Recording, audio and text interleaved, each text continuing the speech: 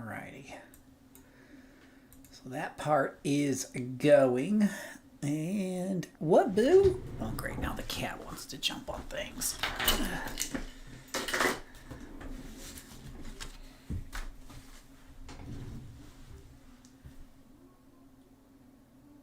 Oh, hey, I'm texting myself that I'm live.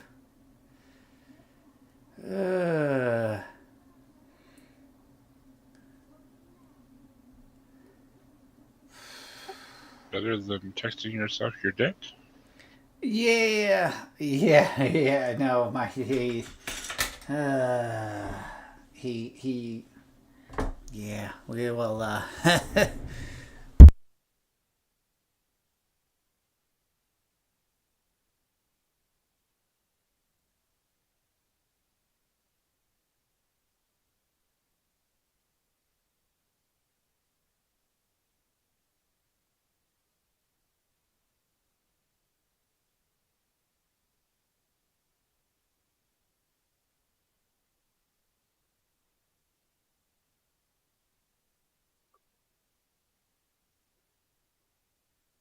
Okay.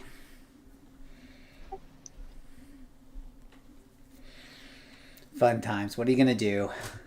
You play games to get away from silly things in real life, like family members. Cat. Cat's so happy he's had his dinner now.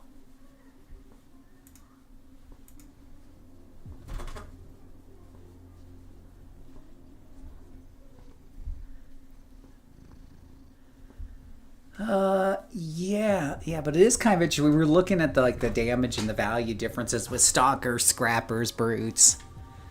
Saw some interesting things there. Ultimately, try everything and see how it works out. Started a scrapper while we were talking, and I just about got him up to 6. And he's up to 6. Yeah, I'm trying to figure out Scrapper I really like, and I think I need to give this regeneration one a bit more time. So this was recommended by one of the viewers. It's ice melee regeneration. So the idea with regeneration, right, is it doesn't have any real defenses hardly or anything like that. It does have at least Mez defense, so there is that. It has a little something here and there, but for the most part, it's about focusing on keeping your health kind of up there. And to that end, that's where supposedly a lot of times the thing with regeneration, it can be overwhelmed by alpha strikes or a lot of damage coming in fast. So the idea with the ice melee is you slow it all down, right, and let regeneration do its job. So yeah, and one of the things that I will say, one of the things that's really, really powerful on ice melee is the slick of ice you put around yourself. I have it on my fire ice blaster as well, and it's very effective, at least when things are within reach around you, because they will just fall over again and again and again and again, and it will just cut down that incoming damage by itself. It'll cut down incoming damage by half or more. So I'm trying this character right now on ×2, which has been a little rough at level 13. Has definitely been a little rough. But, the ice melee doesn't quite kill quite as fast. So I need Frost, which is kind of a cone effect AoE, to do some heavy lifting. So that's something I've kind of been working on here, is just doing slightly bigger groups that I'm slowing down, and then using the cone frost, which I've got reductioned a bit, and using that to get more damage.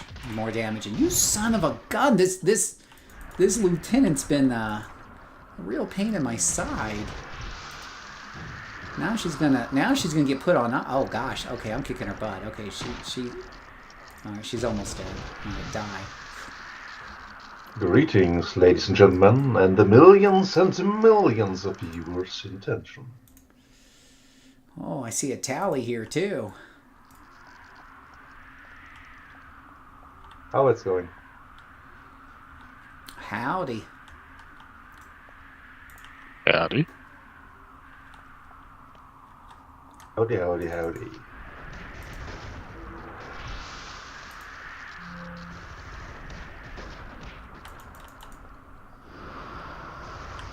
The only problem with right now I'm fighting skulls, and as we all know, every skull has an Uzi in their back pocket, and scrappers, a lot of them don't really have a good taunt or anything, so they'll just sit there at a distance and shoot at me, and it's hard to wrangle them up for, you know, my AoE.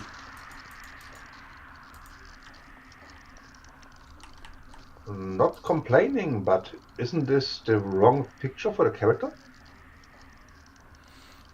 Well, could be. We have your staff wielding character, but this one is your ice scrapper, I believe. There we go. So let's see here. Well, that's because I was going to do the stealth for somebody here, the stealth character. But then he said, no, I don't want to see it. That's going to ruin it for me, Phil. So he just, it's like having a backseat driver that can't make up their mind. Oh, I thought this guy was going to come back. More fun that way. There's like two groups of these guys right here, so I'm trying not to provoke them both at the same time, but sadly that's not going to be a thing.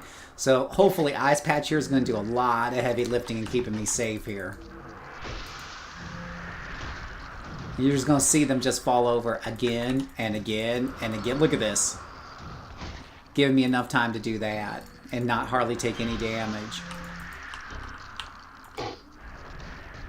That Ice Patch is worth its weight in gold.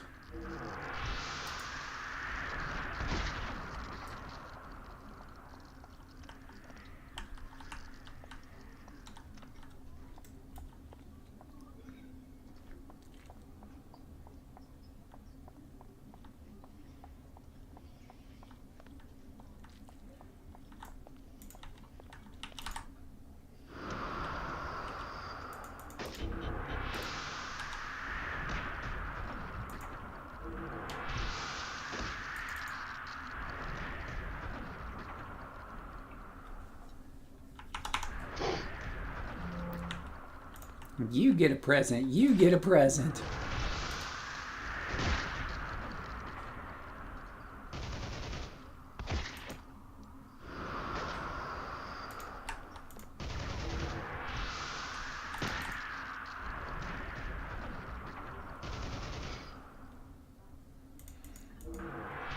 Hey, is it Ozled?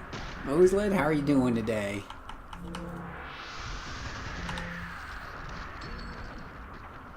Hey, Jerome, how's it going?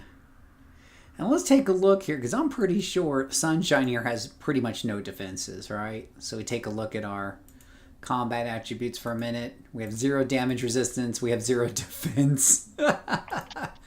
Because when you're playing regeneration, boys and girls, you're living life on the edge. That's what you're doing.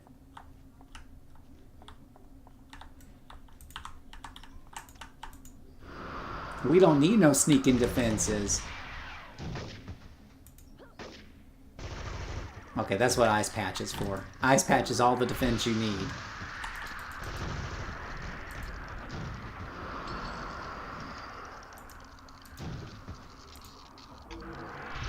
Hopefully you don't run into the Skulls hockey team. It's a little patch of ice too. It's the same thing on the blaster when I use ice. It's just this little patch, but when they're all ganged up on you and stuff, it can work pretty decently.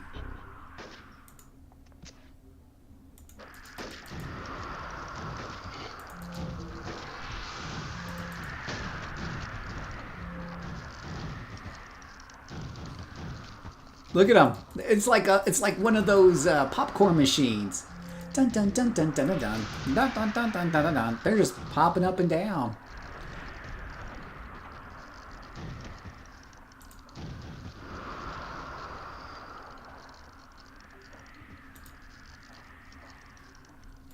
Colden finally dug out Jerome, and here I am And here I am. And here I am playing a cold character. I should have booted up one of my fiery characters so you'd at least feel nice and warm, right?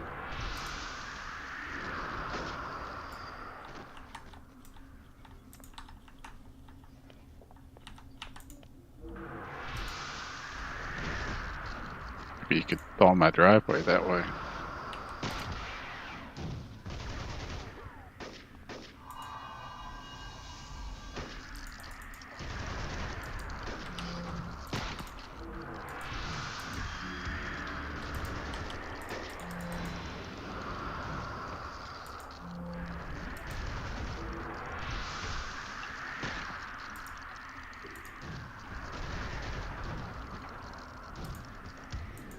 Yeah, I'm not super sure. I should put my regeneration rate on the screen.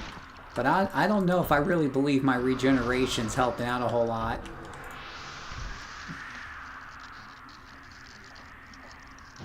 But that ice patch, when I can put it down, again, does some heavy lifting. I'm playing a fire farm. Okay, well, fire farm will make you feel better. I'm playing Excelsior, but to be honest, I'm seriously considering moving my characters to a lesser populated server, which should only take me like 2.5 months to move them all over. I think we did the math on that yesterday, right, guys? Sounds about right.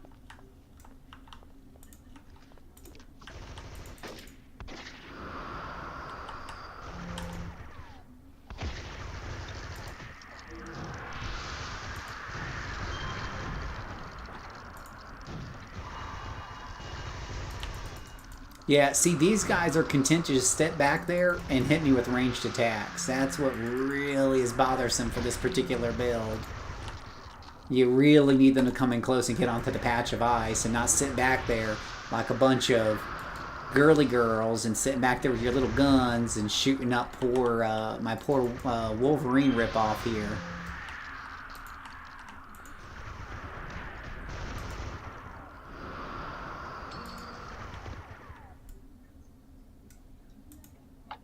Is this guy? That guy's attacking me from way over there. What the heck? Stop playing with your freaking guns and get over here and take it on the...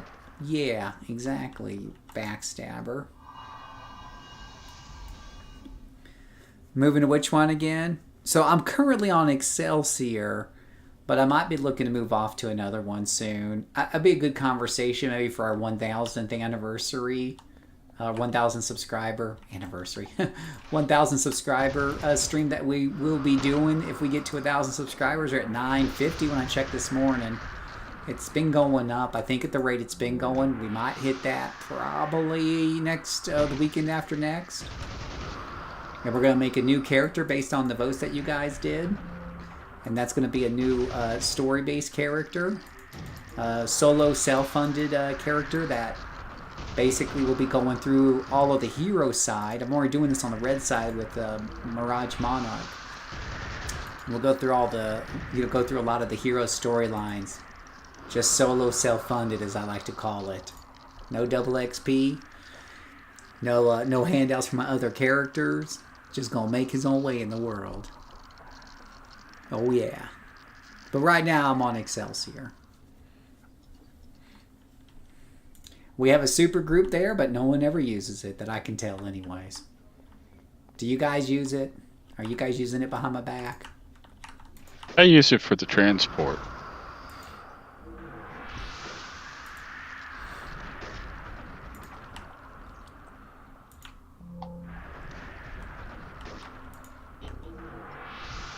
Die. Even though I have about 4 teleport options, I still end up doing that. That's why I hardly ever use it, because it's like you have to teleport to someplace, then run down a hallway, then pick the right thing to teleport to the town, or just use long range teleport and pick the town from the list. That goes back to that thing we were talking about earlier about saving hours to use, at a particular time, and then you end up not using it.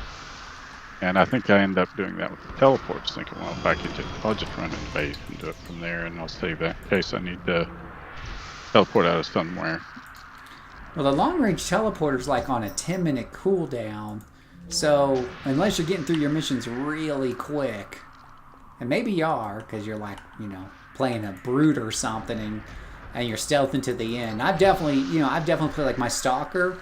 With my Stalker, I will, in a way, just kind of speed run through it. And it's possible to come out of those missions 3, 4, 5 minutes, and that long-range teleporter's still on cooldown. Then it usually, you know, would have 2 mission teleporters on top of that. And only use them, I only use them anyways if something's in a different city. If something's in the same city, then I just, you know, fly over it. That's what flight is for. But, so it's, yeah, I just don't run into too many instances where I have multiple missions in a row in different cities. But it happens once in a blue moon. Oh, shiz. Oh, I didn't realize I was going to be fighting an EB here. Oh, crap. An EB with a regeneration stalker. Oh, good grief, this ain't going to be pretty. Oh, boy. No, don't hurt me. Please don't hurt me. I literally have 0 defense and 0 everything. Oh, fudge is going to hurt, isn't it? This is going to hurt so much. I could always hope for those scrapper crits. Maybe I'll kill... Oh, no. He's got Titan weapon. I'm so dead. Oh, sweet mother of mercy.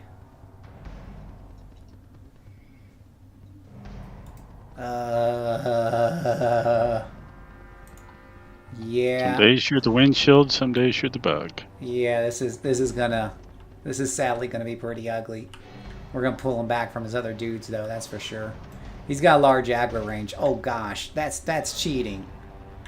Come on over here, buddy. What? He's gonna stop? Come on. Usually I kite him all the way back here. Come on, buddy. Of course, it would help if I had a ranged attack. Come on.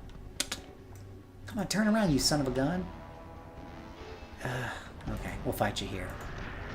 And of course, his stupid range dude's gonna come into play. I can't believe I did that much damage to him. Come on. Oh, stop it with the... I don't suppose I'm really dodging his stuff there.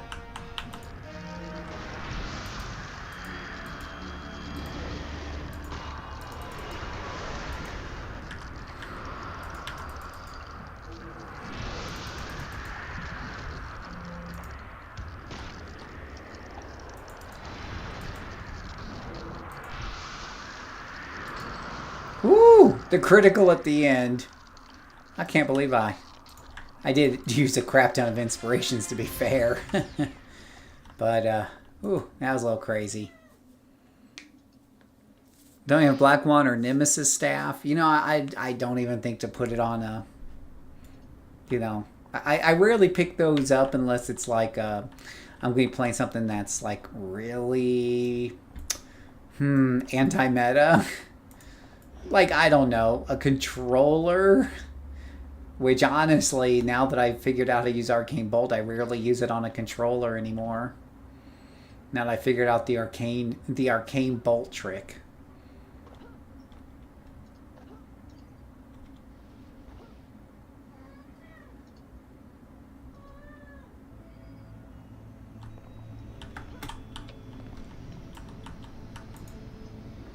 Hey, Blue Zeal. I'm ready to go to level 14. What you got for me? Now, to be fair, so we do have a couple of really cool powers to take here. So I can do Confront, which would be like a ranged taunt thing or whatever have you. I could do Project Wheel, which will do a range blast towards somebody. It doesn't look like a crap ton of damage, though. But probably Weaken Resolve. Weaken Resolve is 80 feet. It's going to debuff them. Right, it's going to give, let's see, some resistance debuff and defense debuff and to hit debuff. 30-second cooldown. That'll be good for helping to fight bosses. It ain't a big difference, so I've been putting it off, but I don't think I've really got... Build-up is nice to have, of course. But quick recovery, I don't have any endurance issues yet. Confront, I'm not going to take it. And I think build-up could probably wait for a while longer. Holy shiz, it's double damage? I mean, a plus 100%, which won't really be double. That'll be like having an extra set of enhancements, but holy cow, you gotta understand, guys, Scrapper has some of the highest base damage in the game, if not arguably the highest. I'd have to go look up at charts, but whenever you see anything that buffs a Scrapper's damage, right, this means a lot more than a Brute, right? So we were looking this up earlier. A Brute's attack, for example, will have 35 damage base, whereas a Scrapper's will have 65 or 60. And what that means is when you see a power like this that says plus 100%, it's always plus on your base, not your total damage after raging up as a Brute. So this on a Brute doesn't mean nearly as much as it does to a Scrapper. You know? Yeah. Yeah. Yeah, so this is really tempting to take because that would definitely mow down boss. This would be a boss killer right here. That would help to kill bosses quicker. And you put some recharges on that, it's going to come up, you know, more often, get underneath a minute before haste. But yeah, having something to pull people with could be helpful, and it's going to debuff them at the same time a little bit. It's not going to be huge, but it's got a 30-second cooldown. That would have to be recharged as well. And stuff, so that's not a bad deal. Oh, this is a tough, honestly, it's tough. Ooh, more damage or range, pull, and debuff. Yeah, no, I'm going to go for more damage. Lock it in, Jack. I mean, to y'all's point, if I'm really desperate, I could always use... I probably have, like... They usually give you, like, some mutagen range. I could always use mutagen to pull somebody, right? I could take Black Wand and use that, too. To y'all's point, we definitely could do that. We definitely could. Let's grab a recharge. Oh, I got a level 12 recharge right there, but I'll take a level 15.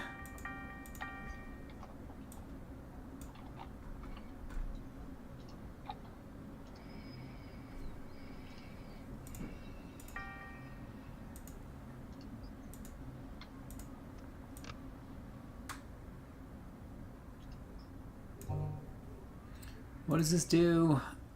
Max hit points and a bunch of other stuff. 20% resistance of regeneration. Just basically protects you against all the weird little buffs in the game and gives you some max hit points. We can throw a Healy in there. That should increase my max hit points, which right now we're at 443. So we throw a heal into that. Brings us up to 443 or 444. Okay, so that didn't really help. I thought that would give me more maximum hit points.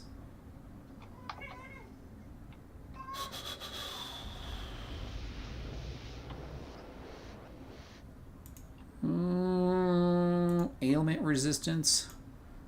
Oops. Ailment resistance.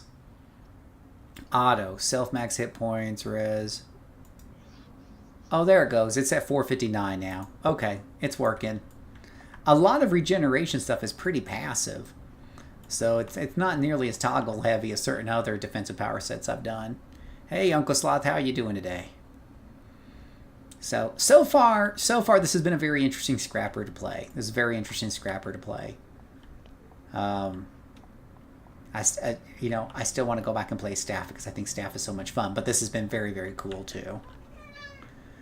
And stuff. Give me 1 second, guys. I got to take the cat downstairs. Come on, kitty.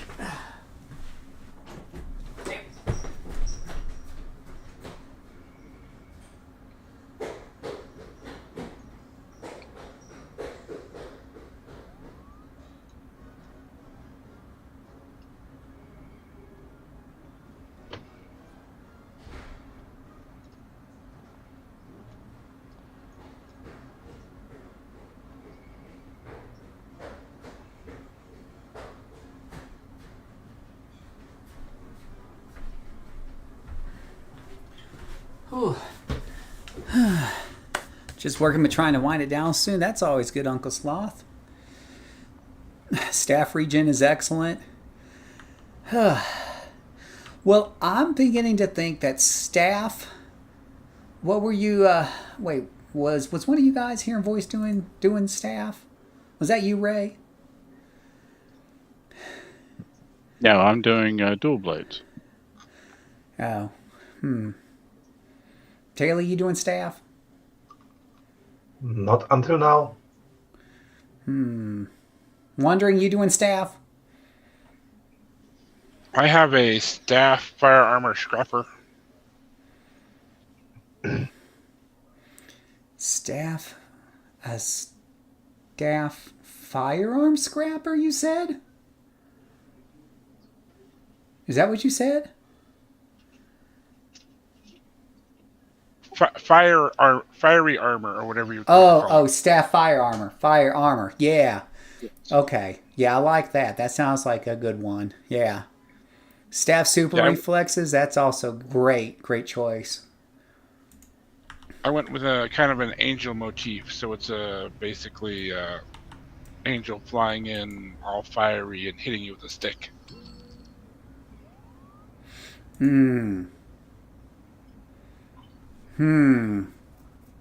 I like that. I like that a lot.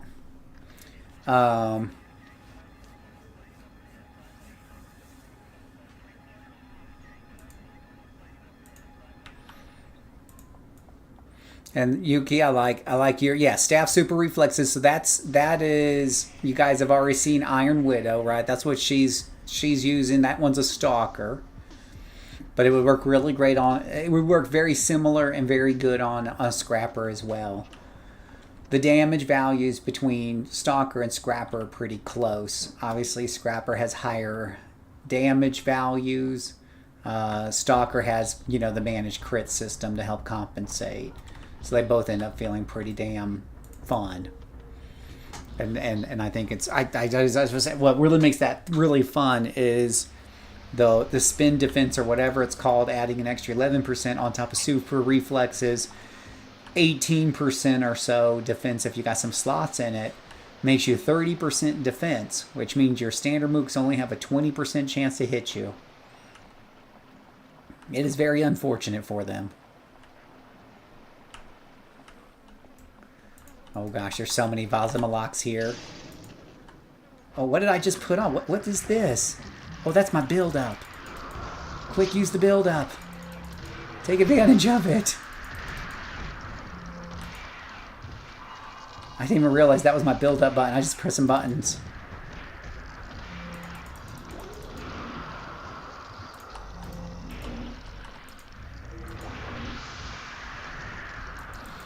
So you can see just how much heavy lifting this ice slick is doing here. It is keeping them from whipping my butt.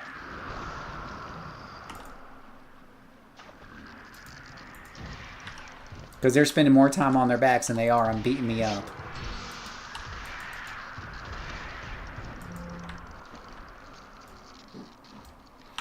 Okay, that was a little crazy for a minute there.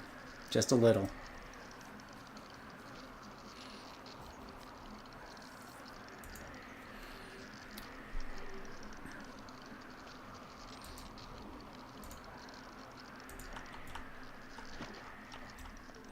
I need to put this build up like over here somewhere. Alright, let's see here. Yeah, if I use build up right here. Yeah, we're just gonna carve through minions.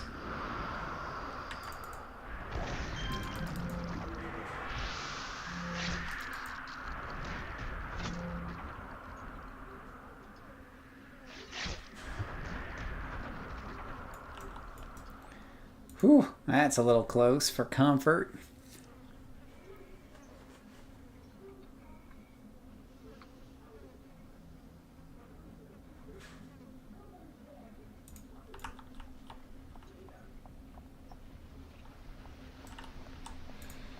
So see, I could use that mutagen thing here to pull him. Maybe it's probably still going to pull all of them.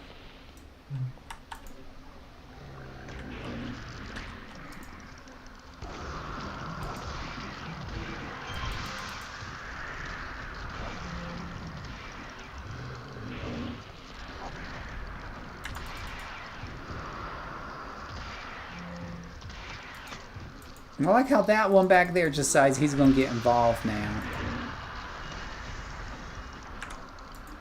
Well, good. He just became the proud winner of my build-up.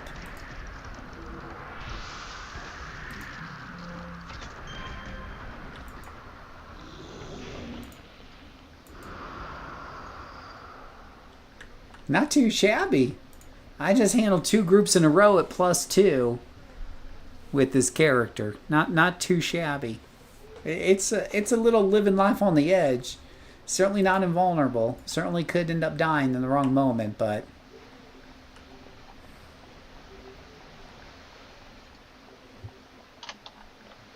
Hey, Raid has come back. It's time for Raid Shadow Legends. Can I ask, Philip, how many viewers do you have right now on your stream? It says 11. 11 viewers and you already sold out to Raid Shadow Legends.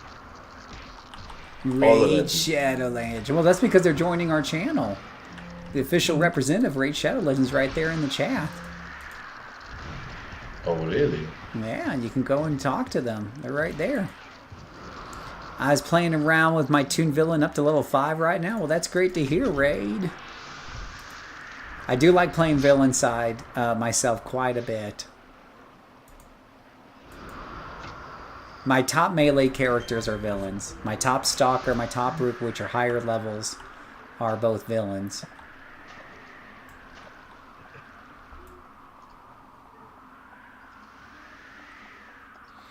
Though my bow staff, it might become more... My staff super reflexes Stalker might become eventually higher level than my psychic Stalker, just because I'm enjoying that so much. But we'll see if the joy lasts into the 20s and 30s.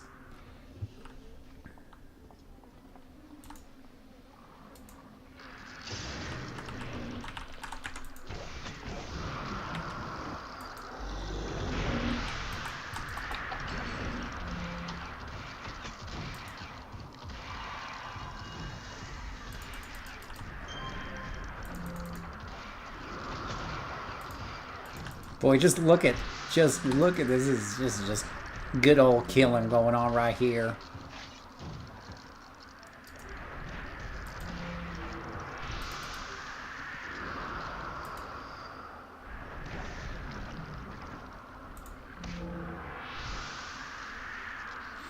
I'll post an image of her in the Discord. Her name is Dahlia Savrina. That sounds like a very beautiful name, Raid. Sounds like you put a lot of thought into that.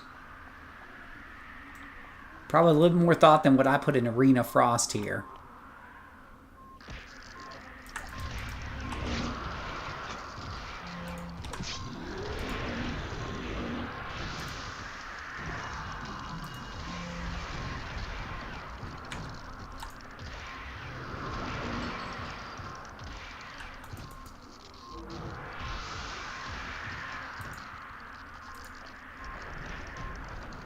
Isn't it funny how much they just keep tripping on the ice? I think it's hilarious.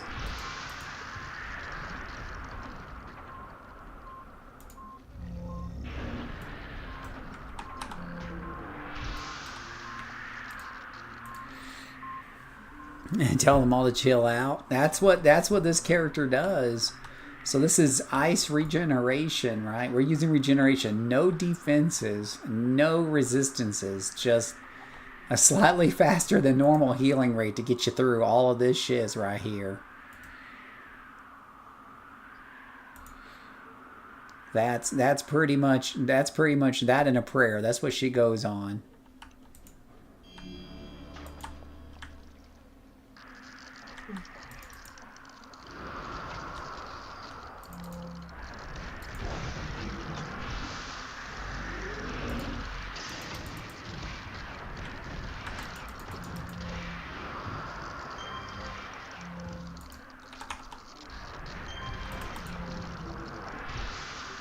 But melting all of these with the aid of build-up there, build-up is so strong on a scrapper. It is just so much stronger on a scrapper than a brute. It is not even close.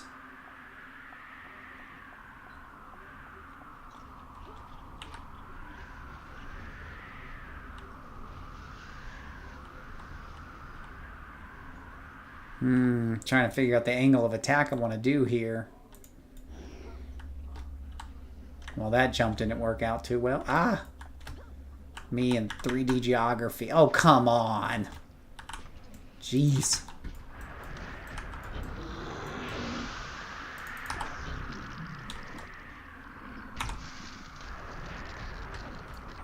Alright, got that one down. Yeah, watching them trip over each other is, in fact, funny as heck.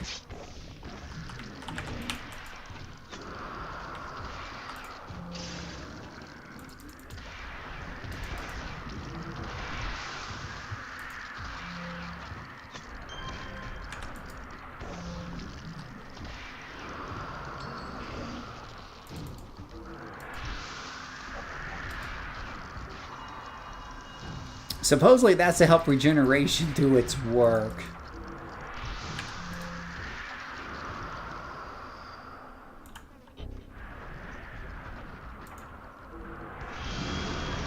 And bada boom, level 15, this character can now go to Ouroboros. That was the whole point of doing that mission right there. Mission complete. Of course, it would be the last fight that she did, so I can't really go and beat shit up with those inspirations that I just got. I mean, I can beat him up, I suppose, but that's a Green Lieutenant. Oh, he just dies in one hit. It's kind of sad. Ah. Oh, well. What are you going to do?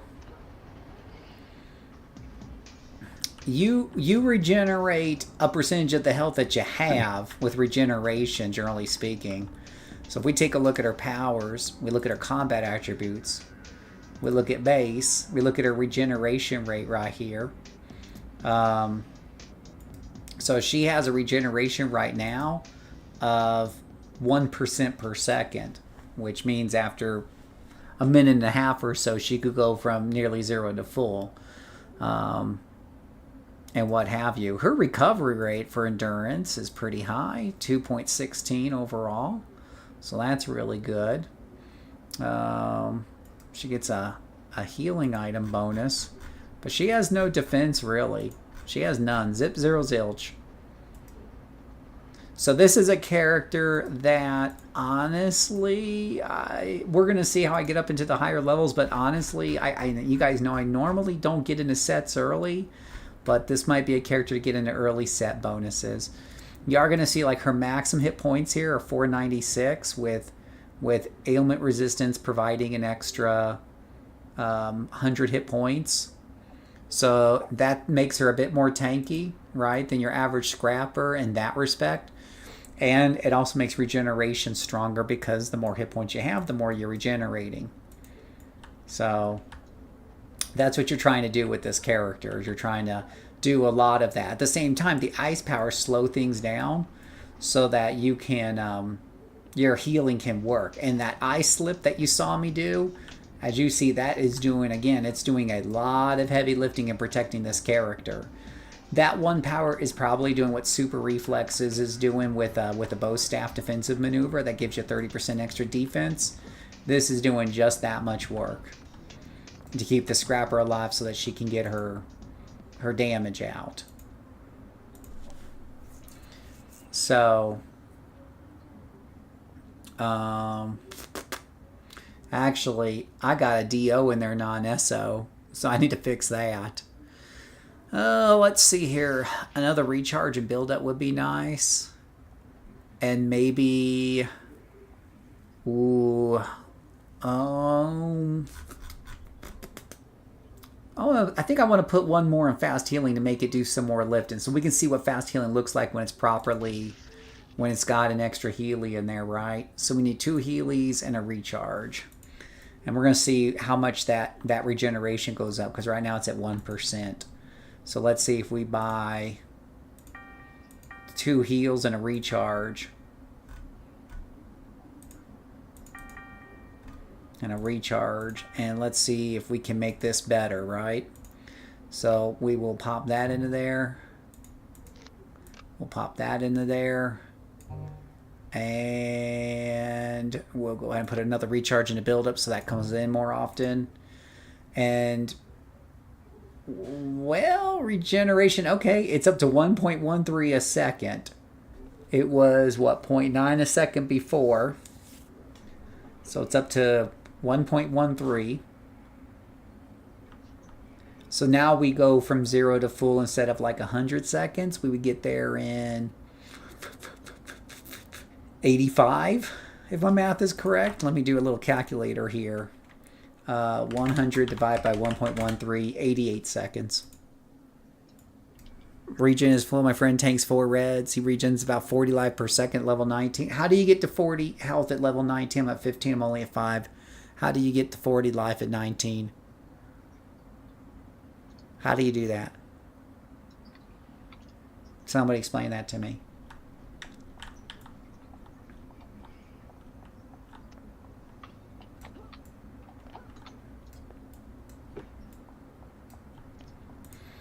All right.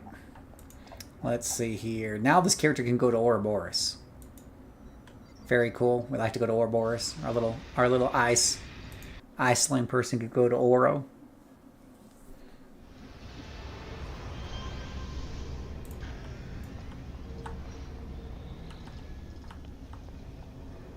It's a pretty interesting outfit. I like seeing some of the different outfits. That's the only thing you miss when you go to a slower server. So one of the things that bothers me a lot when I come out of Ouroboros, what's been happening a lot lately when I portal here, is there's a ton of people just right here. Because they'll teleport here and they won't move away. And the game has collision detection, right? You can't just walk through people. So the game starts shoving everything around real quick and it jostles up the screen. And I just don't like it. And that's why, things like that. Between that and not be able to find Miss Liberty sometimes in Atlas Park, it's the kind of things that make Uncle Phil want to move to a quieter server. That's what happens with us old people. Right? Oh, I need to go get her exploration badges. But that's what happens with us old people, right? We want to go to the quiet countryside and get away from the city. Go away. That's the best way. Right? My folks moved out to the country. I'm turning into my parents, I swear. They moved out to the country a long time ago. The heck is this guy here? Did I already get the merits out here? And I still don't have long-range teleporter? It looks like I already hit the merits out here. So I just need to get a couple more. I'll go to Pocket D.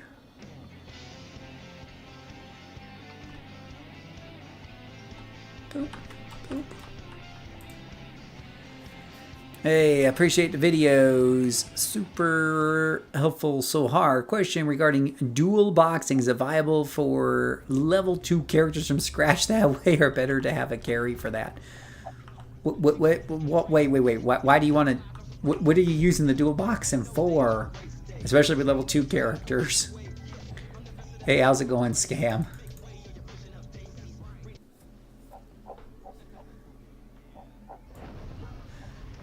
Because I could definitely talk a lot about dual boxing, but it helps probably to narrow the conversation a bit and know exactly what your intentions are there. Let me grab that merit badge right there, and I'll go grab the one upstairs. There's my long range teleport. That's what I was looking for.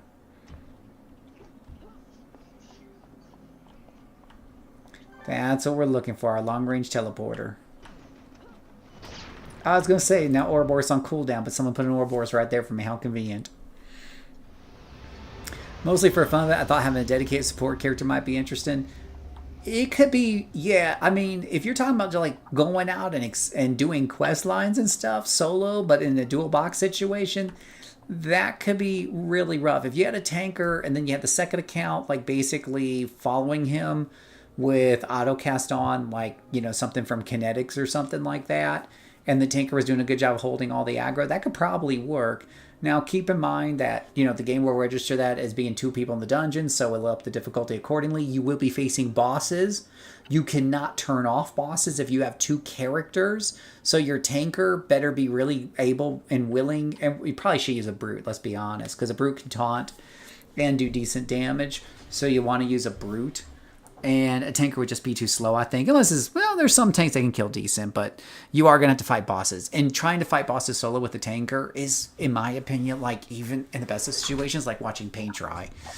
But you do you. But you will have bosses all over the place with two people. As you get into the higher levels. And you see that all the time when I play some of my characters on times too, and I turn on bosses. Now, the way the money works and the way the XP works when you have two characters is it splits it up and then adds a certain percentage. 100 XP will become 62 to each. So your characters are going to level a lot slower. Okay?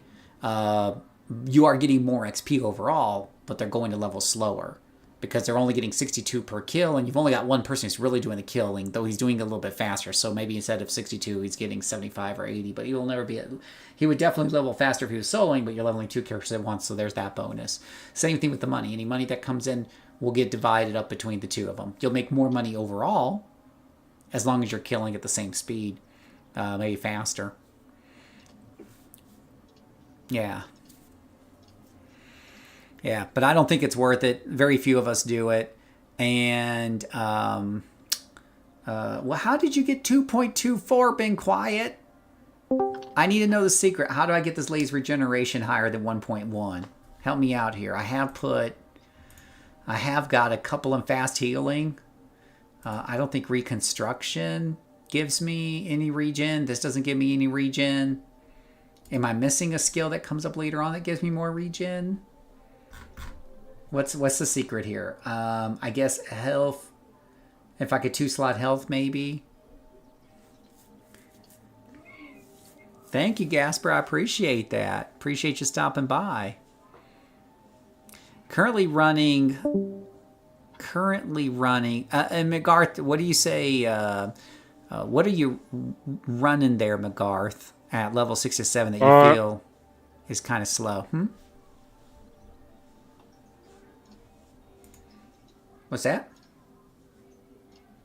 Sorry, answering the wife. Yeah, go ahead. Oh, answering the wife. I thought you said answering the live. I'll put my enhancement to, yeah. Yeah, maybe I'm missing a skill here. I just don't see how I can get to, if I stick another green in fast healing, I'm going to kind of hit the soft cap a little bit, but I'll get a little bit more if I put a third slot in there to be sure. I could put more in health as well. Oh, gosh, that's got a DO in instead of an SO. Oh, gosh, let's buy some SOs. What the hell am I doing here? I'm like a noob.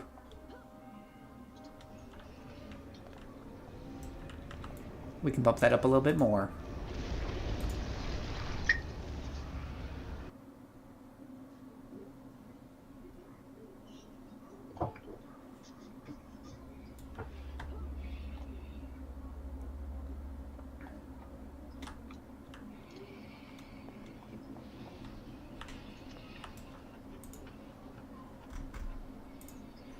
Heal and endurance modification.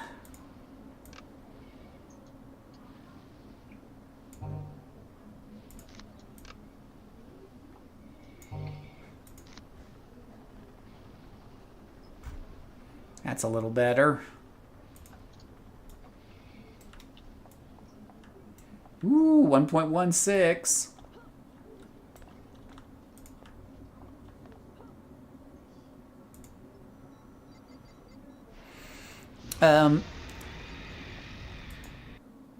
It also deals no damage.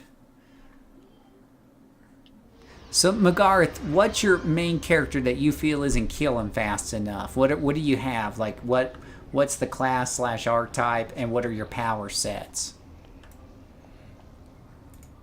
Alright, so you posted something here in build advice, right? So we take a look here. So you've got reconstruction, quick recovery, integration. So this is higher level stuff. Integration maybe gives you some more. Oh gosh, and you don't even have health slotted at the moment because it's broken bad. So I'll have to look at this integration maybe. And then 3 slot in the fast healing. Yeah, it sounds like fun.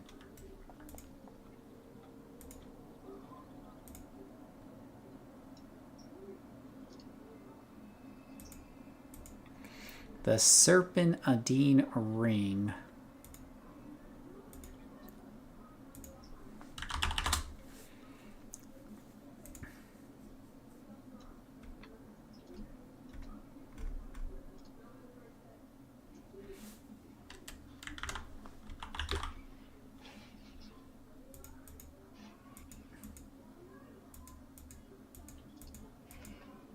Wow. All right, there it is. Serpentine Ring.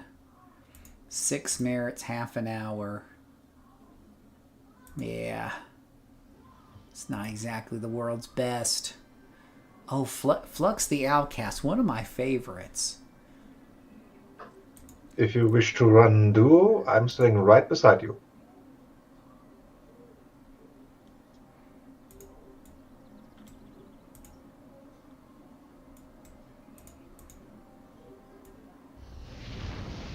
What is this little birth eater? Oh, there's a lot of people over there. It's too many people. Go to this nice, quiet crystal over here. All those people with that crystal.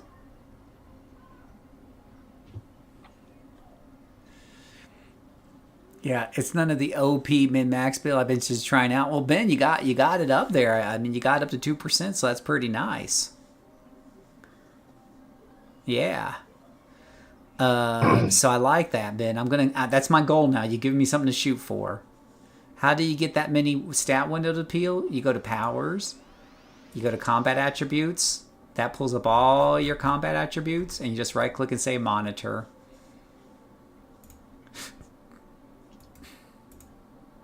I'm over here by this crystal now. There's too many people over there. I can't tell who's who over there. I had to move crystals. I'm over at this Ouroboros crystal. Yeah, Ouroboros crystal.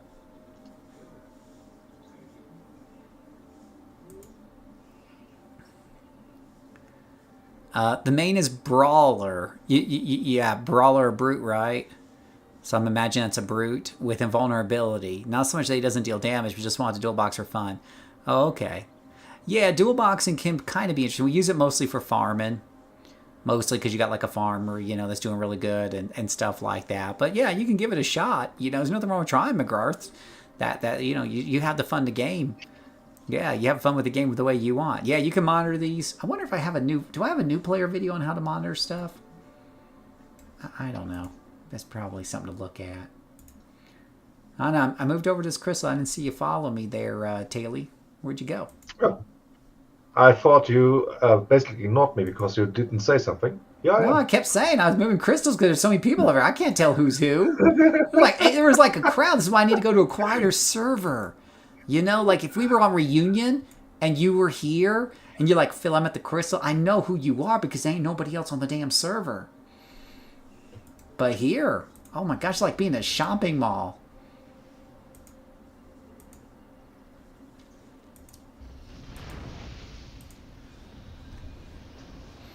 Alright, we're going to do this quick Mystic Theories. I always do this when I hit level 15.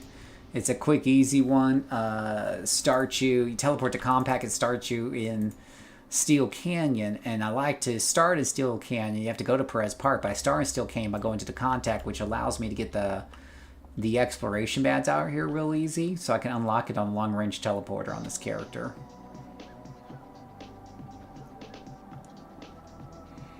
So there's one right here on this roof, right here. And that unlocks this on a long-range teleporter. Yeah, what you want to do is, you can only monitor like 10 different things at once, but you monitor your key stats. For this character, because they're regeneration, I'm definitely going to be monitoring the regeneration rate and the recovery rate. Recovery is always a good one to monitor. Plus, I like to see my money. I know you can see that in various screens, but I always like to keep an eye on the money.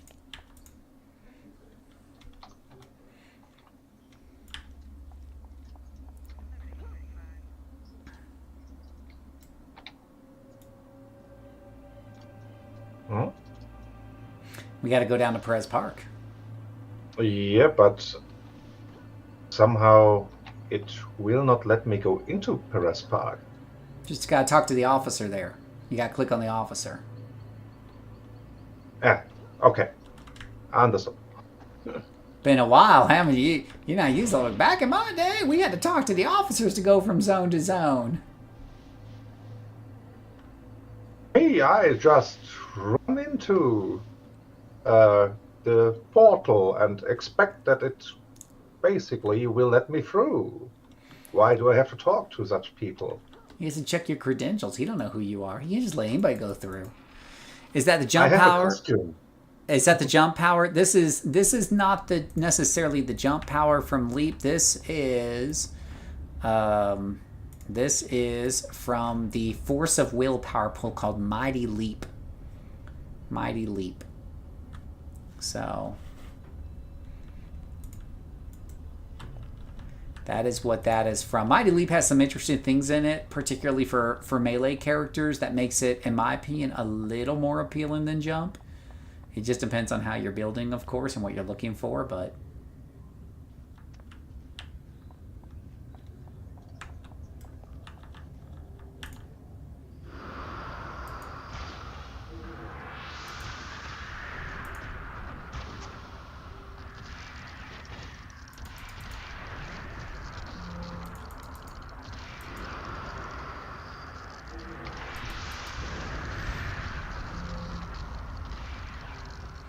Ghost Effectus Vector's a trait. Right? Exactly. Karis knows. Karis knows the drill. Absolutely.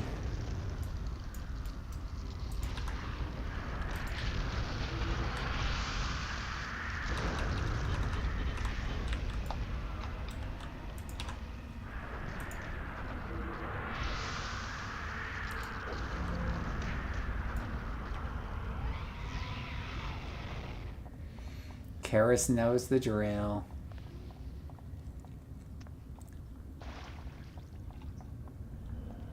I'm back in my day.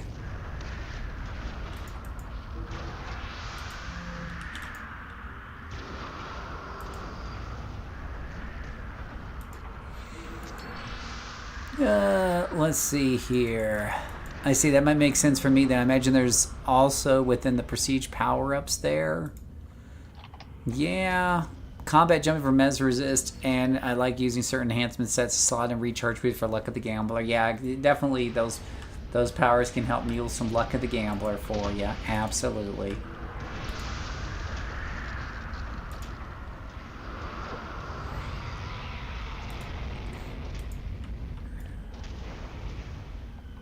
Yeah, but yeah, this is an ancillary... Force of Will is an ancillary power set.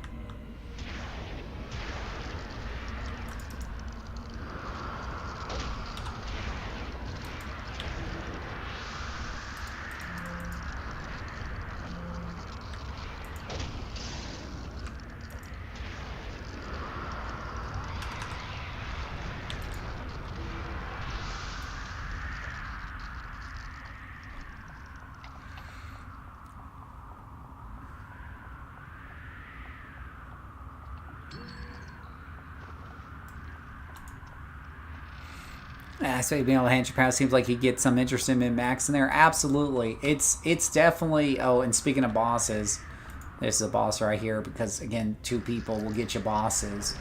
But yeah, absolutely. With ancillary... yeah, City of Heroes really lets you figure out how you want to min-max your character. It gives you a lot more wiggle room than a lot of other MMOs that I've played.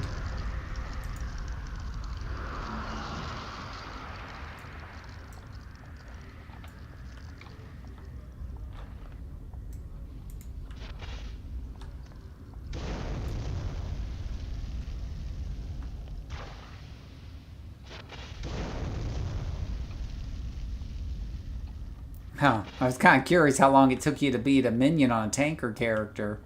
He really does like hopping after you, though. Hop, hop, hop, hop, hop, hop, hop. I know he can't hurt you. So, about 3 hits.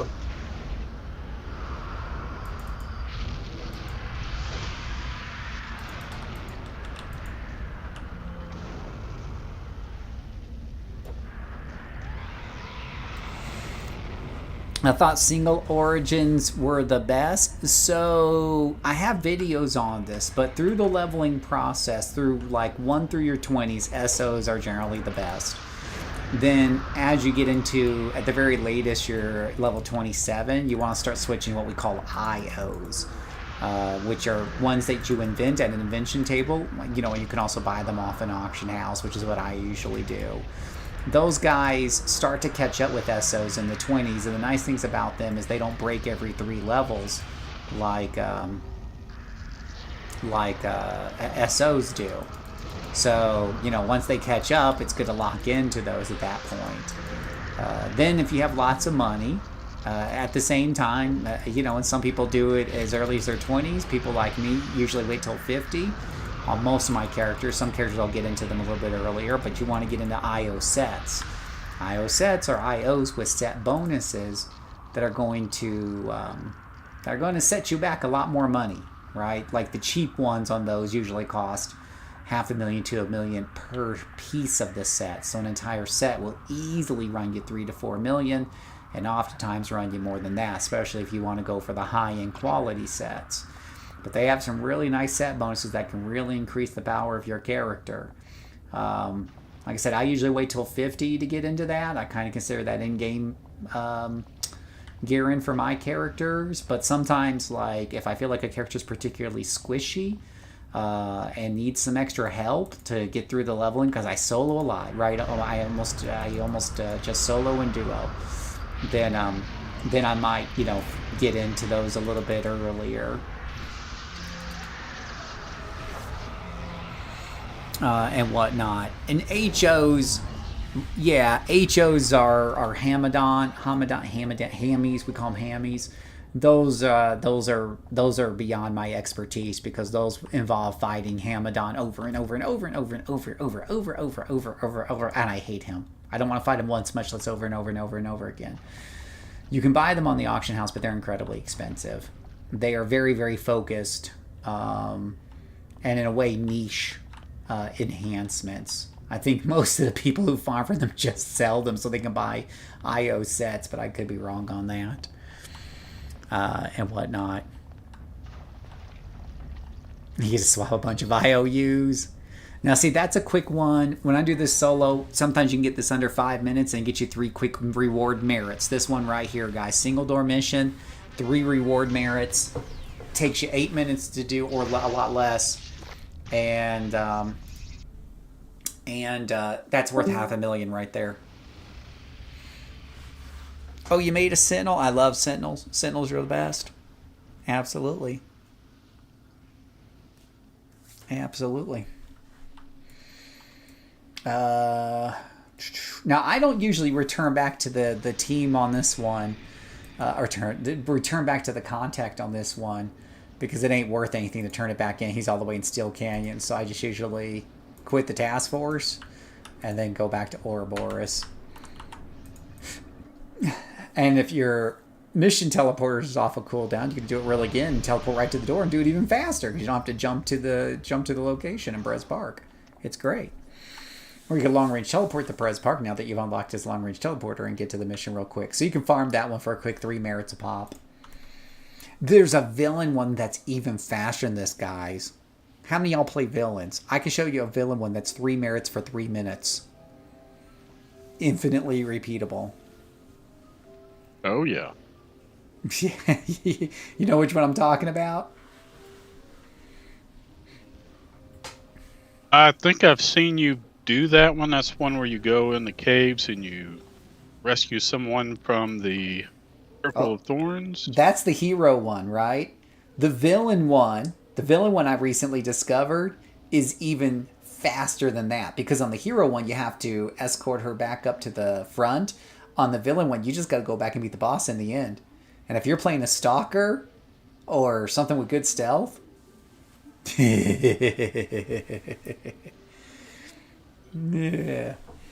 Like, this hard to beat. Yeah.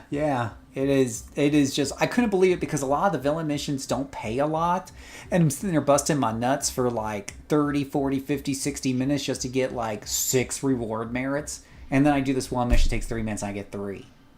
And then I did it again just to see if maybe that was like a one-time gift. No, it let me repeat it.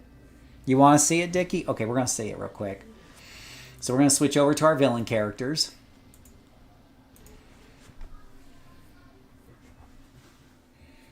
It's a fast one if you stealth all the way straight to the end, which I'm going to do.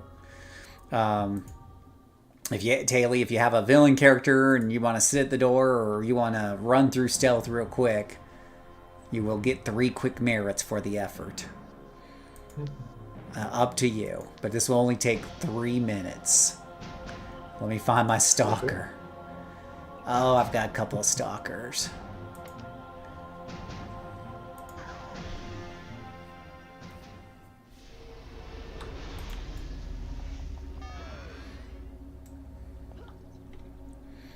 We even use ninja run, so you look like a ninja when you're running through it, okay? Ninja. Ninja power.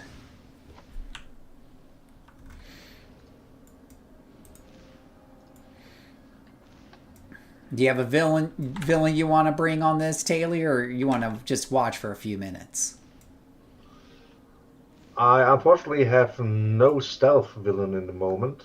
Well, you can sit at the door and just get the 3 merits if you want. Will it make it harder if... No, I don't know. If you want to just sit at the door, we can find out. Because I don't know if having a second... Because usually I just go to the end and beat the boss real quick, right?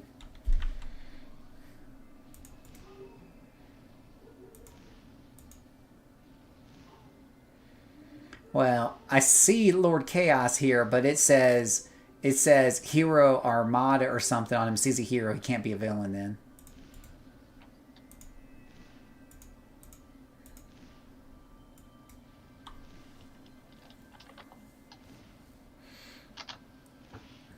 All right, so let me see what this... Don't worry. I was just going to come to see what it was and then run it myself.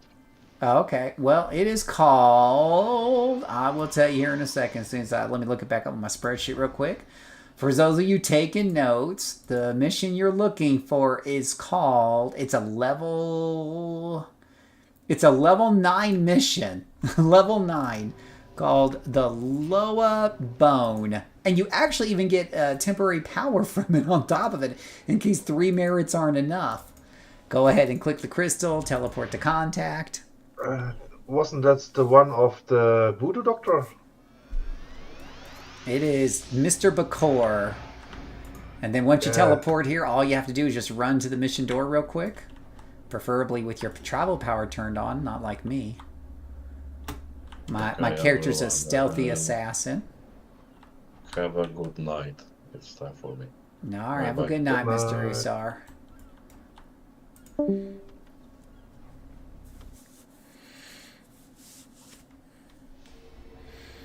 All right. You're going to want reveal for this because these dungeons are very... Look at how convoluted this is, right? It's either very long or it has a ton of floors. It's always one or the other, but... You know, that's okay because I'm a ninja and I've got reveal and I've got the map, so I will eventually figure this shiz out. Maybe I won't. Right there, there's the hallway I'm looking for. Whoever designed this building should be shot, I'm not going to lie. They should be shot. They should be a shot. Dun, dun, dun, dun, dun, dun. Yeah, random building generator has really come up with a doozy on this one. Look at that map. You guys see this in the chat, right? This building looks different every time I do this, so I don't know how it could be too evocative, but... all right, so there's our guy right there, Arcanus Wilson. Now, he is coming up as a boss because we have 2 players. I should be able to handle him, though. We're going to find out real quick. We're going to play games and find out. We're going to turn off our travel powers. And I'm going to boggle his friend back here. And I'm going to eat a bunch of inspirations because he's a boss.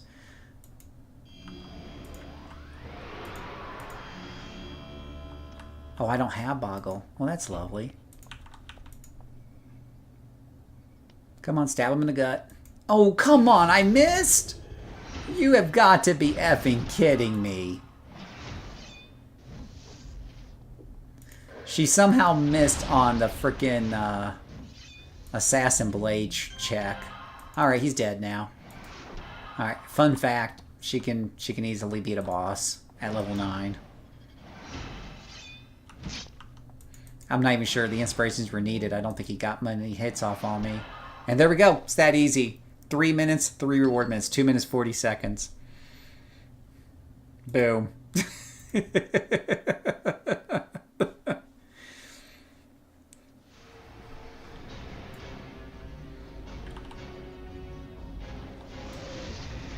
You'll honestly like do this faster than your aura portal can come back sometimes.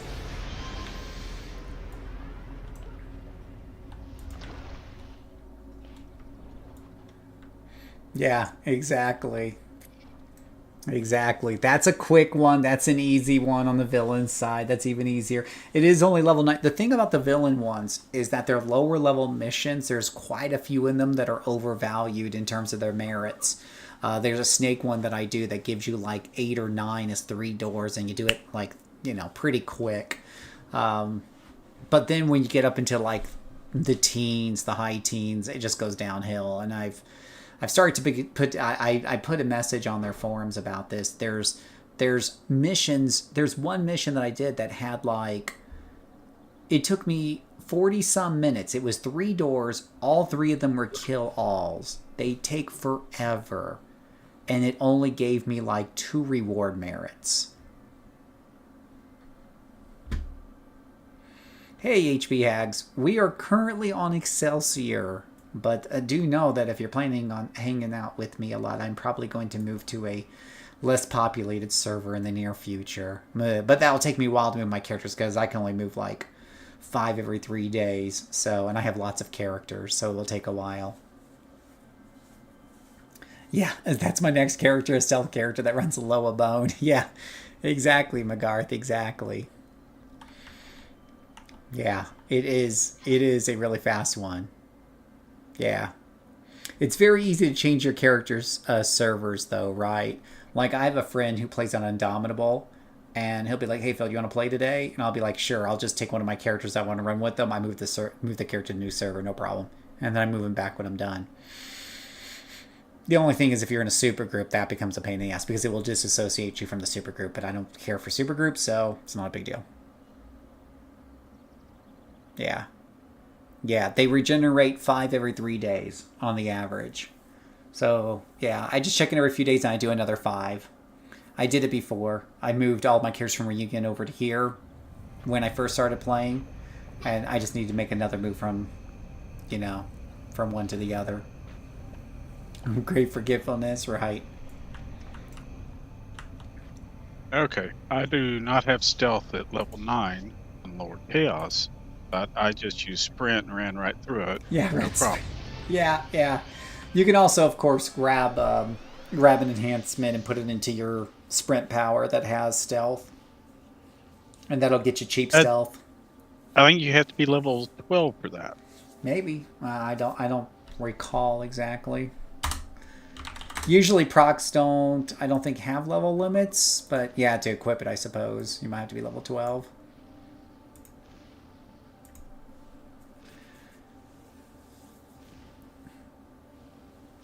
Yeah, going to a less populated server, people ask me, why would you want to move from Excelsior to, like back to Reunion or something like that? I wouldn't go to Reunion and see you, but I'd probably go to, like, I don't know, Torchbearer or whatever the hell it is. There's a couple of big reasons for me personally. Number 1, I'm introverted. I don't care about big groups. I don't get any benefit from that. Number 2, now today's been pretty calm. Today has been a little calm, but a lot of times when I'm coming to Ouroboros here, which I come here a lot, there's a ton of people standing right here, and the problem is when you teleport in, it starts janking around the camera like this, because there's collision detection, right? I can't run through other characters in this game, right? You see how I run to them, it pushes me aside. So the game doesn't know what to do when everyone teleports into the exact same location, but they don't move. Like, people will teleport in and they don't move. It's not the biggest deal in the world. If you jump out, you can eventually break free or whatever the deal is, but it just gets on my nerves. Atlas Park and Pocket D tend to be so crowded sometimes on the busier times. That's hard to see the NPCs, the quest givers, all that other jazz. I'm an old cranky guy. Gets on my nerves. Yeah, gets on my nerves. So less populated server wouldn't have those problems. Plus, then there is the big problem of, because this server is so populated, every freaking name I have to hyphenate because it's all taken up. My main character here, it broke my heart that my main character name wasn't available here, and I had to change it to something stupid. It's not the end of the world. Yeah, obviously there's bigger problems in life. Hashtag first world problems. But on a less populated server, I get to have my character name usually. Yeah. Yeah. Plus, there is also the fact that sometimes I don't farm very often, but sometimes I do like to farm. You're not allowed to farm on a server, or I'm sorry, let me start over. You're not allowed to dual box, which is a part of farming when you're solo farming. You're not allowed to dual box on a server that has three dots on it. And Excelsior has 3 dots on it quite often. Yeah. So I'm probably going to move. I don't know. I'm going to pick a server here, but let's pick one now, guys. Since we're talking about it. Let's pick one now. Let's do it. Let's just get it out of the way. Names like this matter. Like, I'm sorry. This character's name is spelled GHT, not LITE. It looks like she's lightweight. You know? Wild light? No. I don't like it. I just don't. Okay, so let's pick a server. What server are we going to move to? It'll be interesting to see what the population of the server is before and after a little time. Yeah. See if you have an impact on that. I know, right? All of a sudden the new one I run to goes all... That would be hilarious. Pick a server. Bud Light. Oh no, see, stop it, Ray. Now I've got her, made me thinking that she's Bud Light. So, Reunion's in the EU, so I don't think we want to do that one because it's location-wise too far away. I don't know what the difference is. Everlasting tends to be kind of busy too, so I think that would be out. There's Torchbearer, Indomitable, and Victory. And we can actually see what their numbers are right at the moment by looking at the forums. So, right now, Torchbearer has 166. Excelsior has 880. Everlasting, 521. Indomitable has 75. And Victory has 42. I'm seeing some victories in the chat.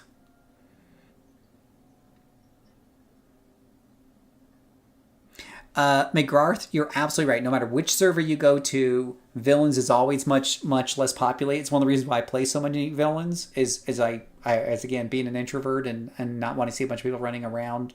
I don't mind looking at different outfits. Don't get me wrong. I want to feel like there's some life going on, but yeah, Red Side is pretty quiet. Oh, Everlasting's a role-playing server. Ooh, yeah, no, not for me. Okay, thank you for pointing that out. Everlasting's out. Not to mention it's pretty busy. I don't want to do role-playing. It is easier to group with heroes, to be sure.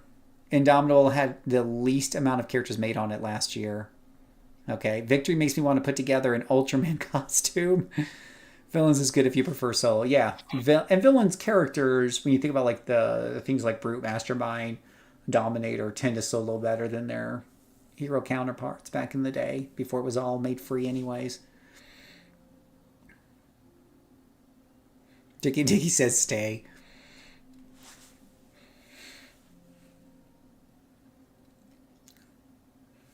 What about you guys hearing voice?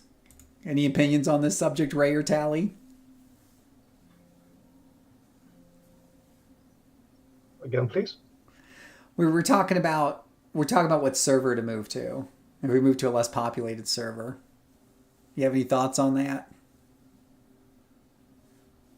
Not really, because I don't have much experience with the servers. I was on Everlasting before. You said you absolutely don't want to go to Everlasting. So I would say the best course of action would be to quickly look up where the player numbers are in the moment and make a decision how you want to proceed from there. Victory might be a very good... Was it Victory you guys said? Oh, Victory's... So here's a thought, guys, for all of you in chat. Here's what I'm thinking. On one hand, Victory is the lowest population by far. If we all move over there and I make a YouTube video, we're moving to Victory. we would have the best chance of seeing the pop, right? We could watch the victory numbers, and we could watch the victory numbers for a week or two and see, and see if they start going up and up and up. We'd have the biggest impact there on victory. It'd become our server practically. On the other hand, it's very dead over it. Like, it's the deadest of dead servers. It makes Reunion look busy. Okay. So Torchbearer might be a better compromise. Torchbearer has 166. That's a lot less than Excelsior. It's a lot less than Everlasting, but it's more than 4 times the number of players on Victory and more than twice the number of the players on Indomitable. So it has at least some life running around here and there without being completely dead.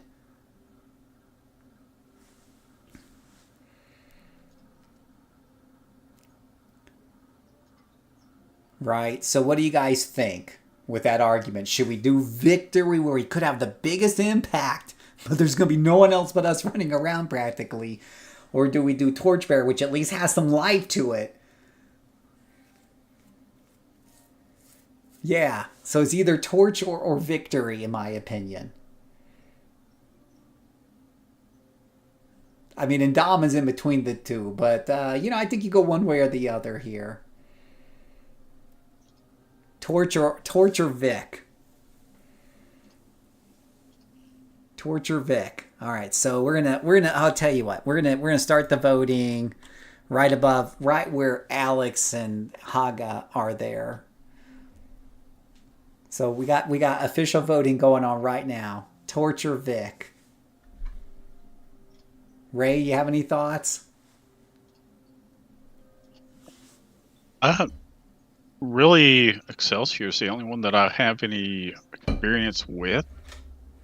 So it's going to be, no experience for me either way. Now, except for I did decide to use Reunion just to test, a build. But other than that, I've not been on any of the other servers or shards, however you want to say it. They're all the same except for just how busy they are. The auction houses are all tied together, so you're not going to see any auction house difference. You're not going to see any price differences on the auction house because all the auction houses' databases are tied together. So there is that. The big difference is how often you see, like what you see in global chat and how often people are forming for groups, how many people are stacked up in Miss Liberty, things like that. Oh, Indomitable is PvP? Oh, okay. Yeah, stay away from that. Yuck. Show me a Crown Vic, Torch. I've only seen Everlasting Excelsior hit red status. Sure.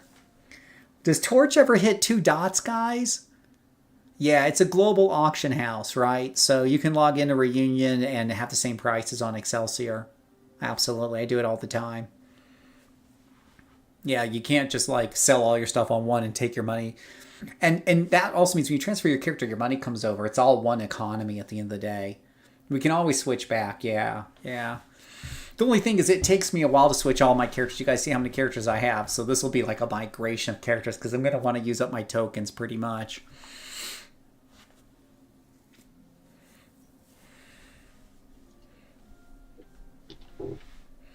Jake and Vic and Torch are always green. Okay, so our goal is to take Torch and make it yellow. That's going to be our goal. Torchbearer it is. So let me show you guys how easy it is to switch, right?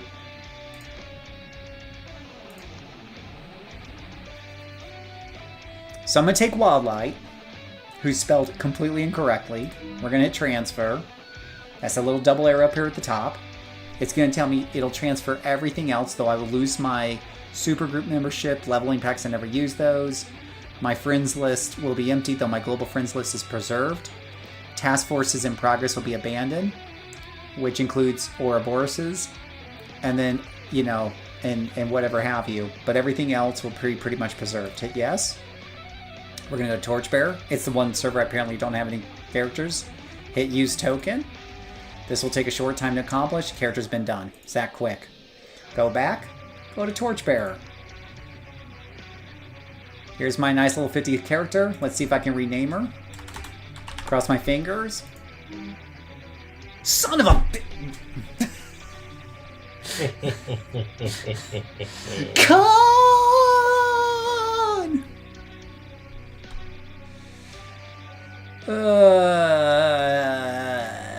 Whoever's got that name, I hope you're enjoying the heck out of it.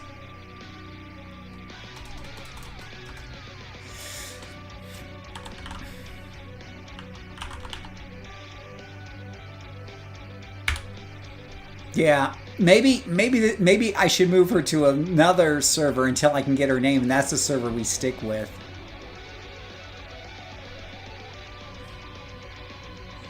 Yeah, it's really kind of irritating because yeah, she has one name and that's it. I've never put anything before it, after it. No hyphens, no nothing. It's just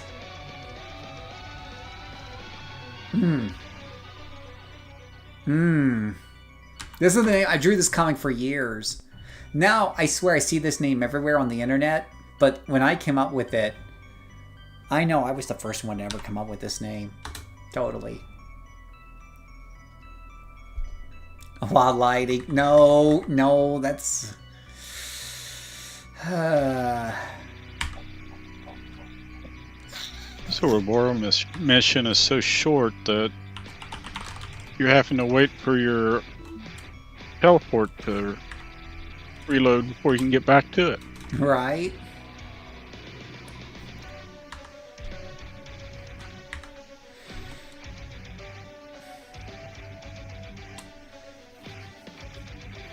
You wild licked. We're gonna call her wild licked. I think what you can do is this right here, right? You could do... Oh, seriously? I was gonna say you could make an L by doing an uppercase I, but it's telling me that's not appropriate. Oh no, there it goes. Sort of, kind of. Now it looks really weird. Weed light. Because it's not making that second one a dot. Yeah. Yeah, it's probably... Yeah, 2 L's instead of 1 might be the way to go. Wait, I got... Oh, no, I didn't get it. I sort of got... No, I did get it. Wait, Wild Light. I think I got it? I don't know. It looks right in the renaming section, but then on there it looks weird. Let me see what her ID is. No, we got it! We got it! Look at that! There you go. We got it! It was meant to be, guys. Torchbearer is it. The fates have spoken. We don't have to do a space. We don't have to hyphenate it, guys. No, we got it. There's a delay. There's a delay in chat. They're still giving me suggestions. They don't see it yet. The time delay will kick in, and they're going to see it, and they're going to realize we got it. Now they're getting it. Okay. Yeah. We got it, guys. This is the server. This is our new home. This is our new home, guys. There's Wildlight right there. That's her picture I did a while back. Because she does light. In the comics, she does light, generation. I thought about remaking the character as a dominator with illusions and energy, and then I would change the Sentinel to something else. Yeah, but yeah, we got this. We got this. So this is, and look at Ouroboros here in Torch. Look at this, guys. Look at this. It is like a ghost town. Let's go to Liberty, Lady Liberty here.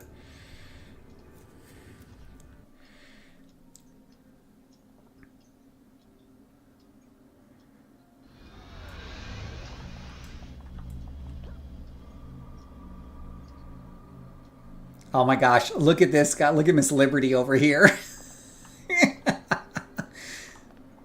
Yeah, and she's actually on her pedestal, guys. Let's see, there are 6 people right now. 1, 2, 3, 4, 5, 6 higher than me. Yeah. Now Wildlight is a hero tune, right? This was my very first. When I first made heroes, because it's after the comic I used to draw when I was a kid. and she's basically a light manipulator with a suit, with an electro suit, whatever, an advanced metal plutonium suit, and whatever the deal may be.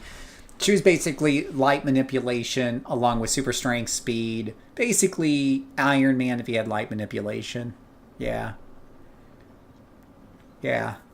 Yeah, Mercy's even more lonely. Let's bring a villain over, guys. You want to see a villain and see how bad that is? So take a look. You can see with the search that there are 6 other people here in this zone. We do have 6 other people here, but at the moment it's very, very quiet.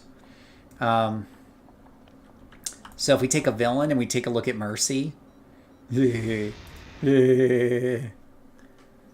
Yeah, Ralph, I kind of feel like he was always spying on who's coming in and out anyways. I'm kind of glad I don't have that guy there just staring at me. Yeah. Let's pull a villain up and just look at Mercy. So I think we're locking this in, right? A slow migration to Torch. Torch. And you can stay on Excelsior if you want. Whoever, keep some of your characters on both. Do whatever the hell, you want to. I will probably just slowly move my main characters over there, and probably keep like 1 or 2 on Excelsior. So let's take my main villain. My main villain is Danzig, the mastermind, right? We don't get to see her a whole lot because she's the first character made up in City of Villains, very solo. Basically made her after the Board Queen. You've probably seen the video I did on her. Oops, why I didn't mean to log in with her. I need to transfer.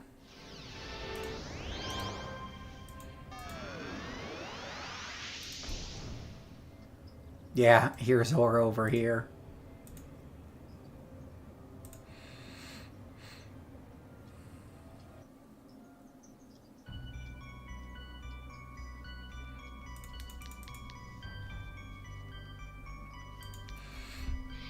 Alright, so Danzig, transfer, yes. We're going to Torchbearer.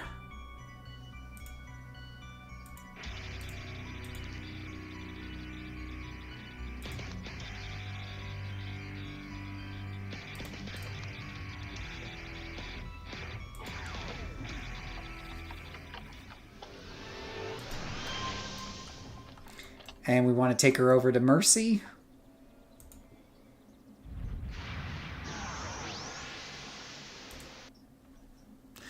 Why don't you like the RP server? Because I don't like to stand around RP. I have lots of stories in my head, but I don't want to sit around. When I log in the game, I just want to beat the shit out of things. And when I want to do a story, I sit down and write a story or draw a comic. I kind of consider those activities mostly separate. So here's Mercy. Let's take a look at who's here. Just one other player. Shoestring Punk. Shoestring Punk. This is really funny. We could totally take this place over, guys. We could take over the villain side. We can make villains great again. Make villains Mvga.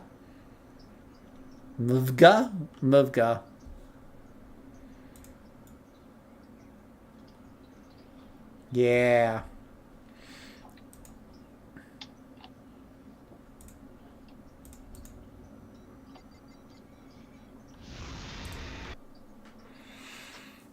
Yeah, but if you have a character that is group-based only, I would probably move them over last, if ever at all. Like, I have a defender that is only group play. I may not bring that character over. I definitely won't bring them over first, and I may never bring them over. If depends on how much group activity we eventually get over here. But I may leave them on Excelsior because that defender can only be played in groups. That character cannot, solo hardly to save her life. Mega, make evil great again. I like it. You're thinking outside the box. Absolutely.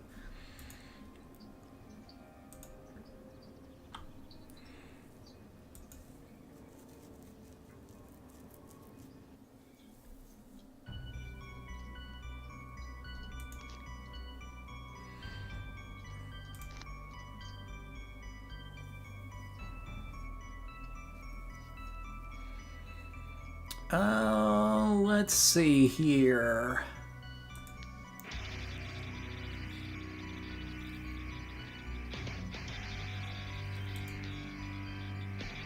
Yeah, I don't know if I have a great strategy about which ones to peel over first or not. I got 90, yeah, 990, that's fair.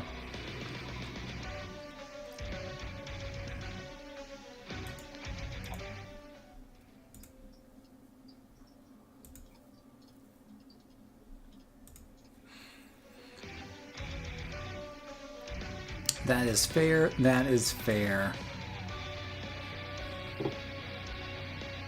Yeah, we're gonna have to make a new super group, definitely. That'll be a good video to make.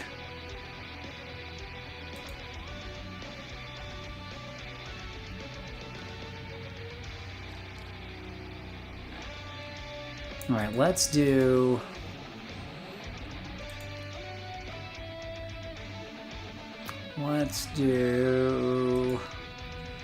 Where's my melee characters? Here. Yeah, you can see how many characters I'm gonna have to move over, guys. Let's do the math on this. 1, 2, 3, 4, 5, 6, 7, 8, 9, 10. There's 10 a page. 2, 3, 4, 5, 6. These are kind of like characters I don't need to move over because I'm hardly playing them. So probably 50 characters every 3 days. 10 times 3 will take me a whole month to move them over. Yeah, take me a month to move them over. That's okay, because I can keep playing them here until I get them all done.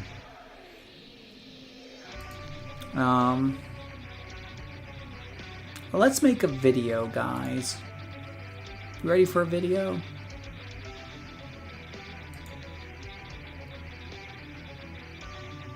Let me find...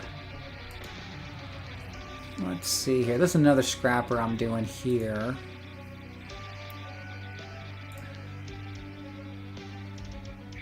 Falcon Flight, there's Rena. It's kind of a weird one. Yeah, I've been working with a lot of melee characters, just trying to figure out which ones I want to level up, and I don't know. I'm kind of all over the place.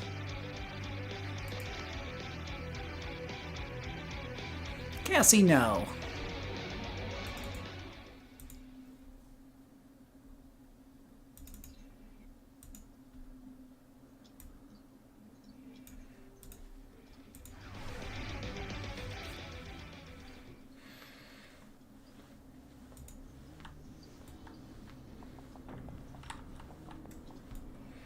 Cassie, no. Cassie, no. Oh, she's regeneration as well. Oh, lovely. Apparently I'm making a lot of regeneration. Wait, why would I have... Oh, yeah, this isn't going to work. I don't want 2 scrappers for regeneration. Yuck. I'll have to make a new one. Oh, I see why, but damn. Damn.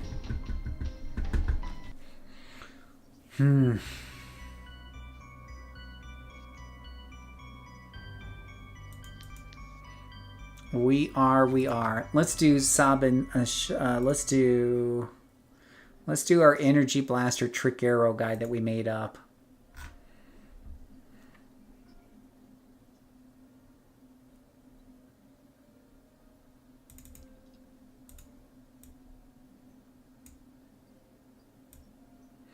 He's got a bow and everything.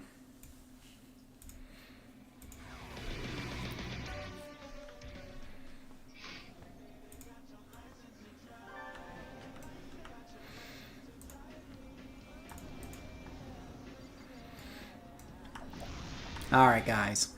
You ready for a TED Talk? Oh, here we go. Let's do a TED Talk.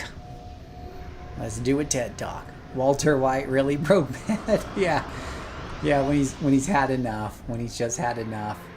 See how many people? It's really crowded when you come in here. Yuck. And I can't believe I got Wildlight's name back. I'm so excited. Yeah, I've had some other names I've had to I've had some other names that I've had to compromise on, but nothing bugged me more than that since it was my original, my original one.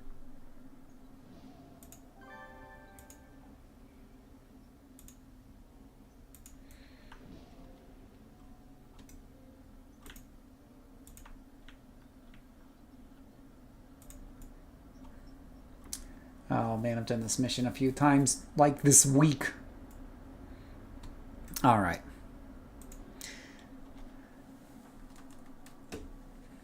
This week. Fix that camera just a titch there. Salutations, my name is Phil, aka JCServant, and welcome to another City of Heroes video. This one, I want to talk about, how do I put this? I want to talk about gaming styles, right, a little bit. A while back, I made a video called who I make my videos for, what's my target audience, right, just so that there wasn't any confusion about the type of gamers that I make my videos for exactly. And today I want to dive a little bit deeper into that because I've had some interesting conversations, and they always seem to, for me, after having so many of these conversations, they always seem to come down in to two different kinds, right? You have players who play to get to the end game and do the biggest builds possible for the biggest numbers.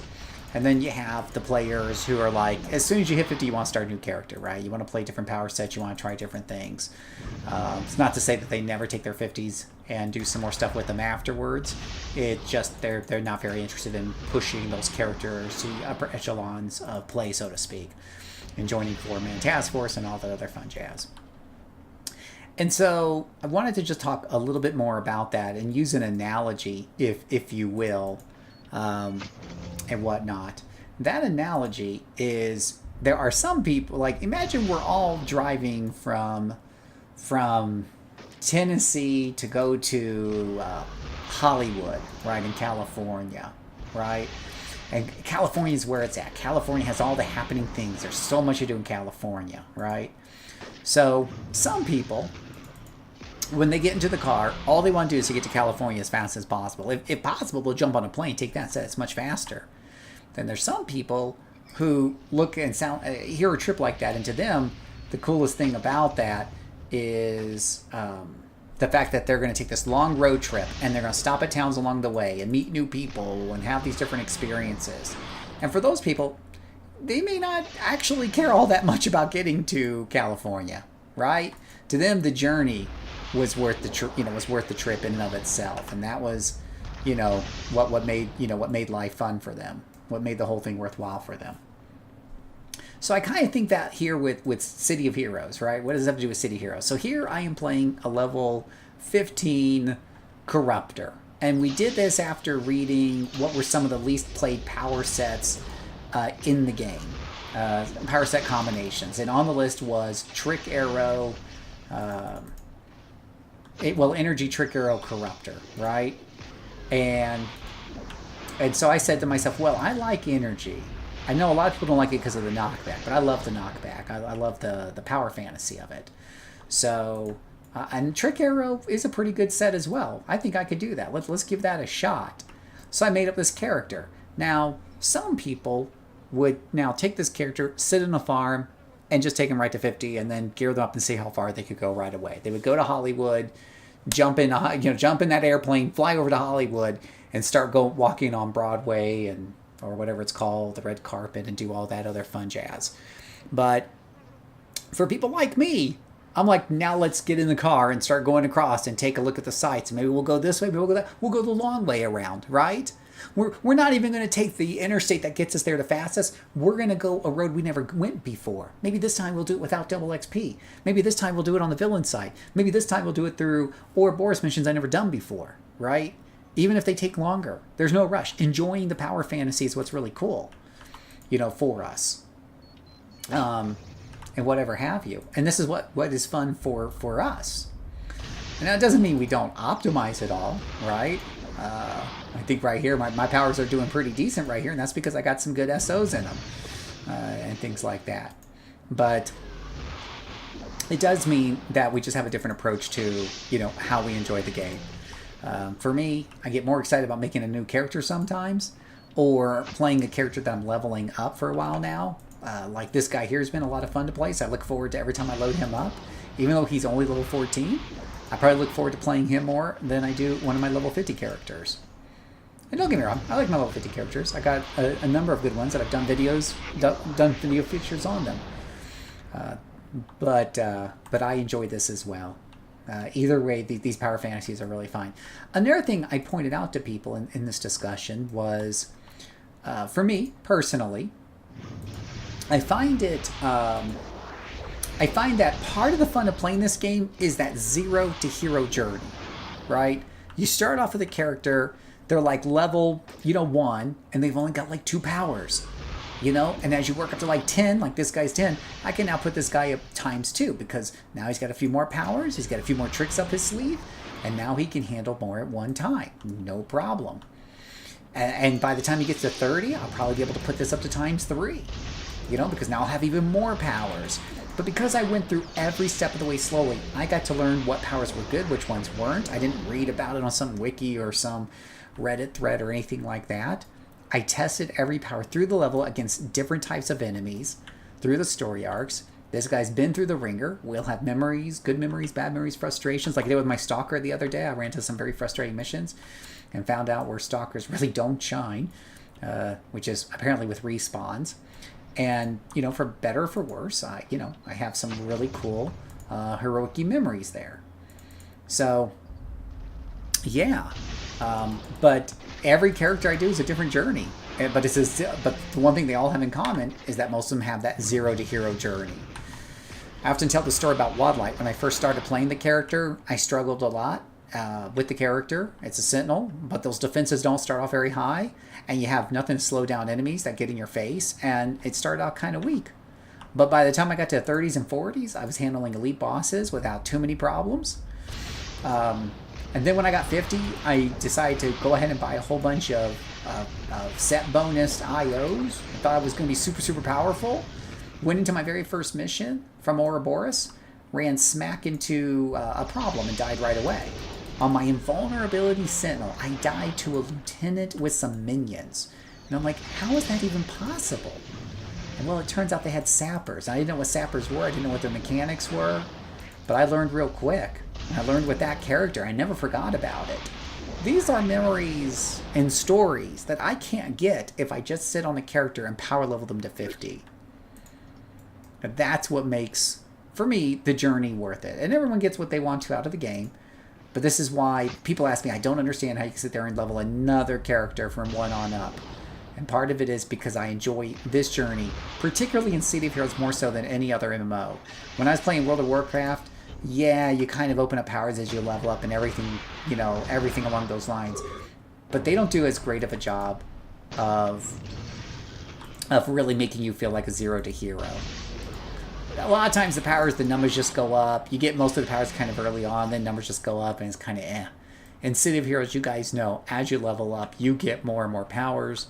They don't just have numbers go up, which is in there of course, but they have a number of new powers coming online, and then even when you get all your primaries and your secondary powers, you're now looking at epic power pools and things like that to really flesh out your character and really take them to the next level. City of Heroes does that very, very well. So yeah, that's kind of my take on it. It doesn't mean if you have a different take that you're wrong. Everyone enjoys the game they want. If you're the kind of person who likes to sit on farms, get to level 50, and then just go run big groups and gear up your character and see how well they do against the +4 content or +7 content nowadays, there is nothing wrong with that. We won't have a whole lot to talk about because we're probably looking at the game from 2 completely different perspectives. But I welcome you to the game regardless. And you're more than welcome to come and chit-chat me anytime you want to anyways. Maybe we'll find something to be in common about. But that is it for my TED Talk for today. Let me know what you think down in the comments below. How do you like to play the game? How do you enjoy it? Hey, you can enjoy both. You absolutely can be somebody who enjoys both. I find that those people are kind of a rare breed. It's usually people who kind of enjoy one or the other. But there's nothing wrong with enjoying both ways as well. Maybe you do a lot of leveling and you do a lot of plus, super high content with your best friends. So but let me know down in the comments below. Thank you guys so much for watching. May God bless you. And hey, there's a level up. All right. That video is done. Yeah, this is energy trick arrow, Mr. Robert. Yeah. This is energy trick arrow. It's apparently one of the least common played. It was in the top 3 for the least common power set combinations played in the game. So that's why I'm doing it. I like being anti-meta if I think I can make it work. And in this particular instance, I can definitely make this work.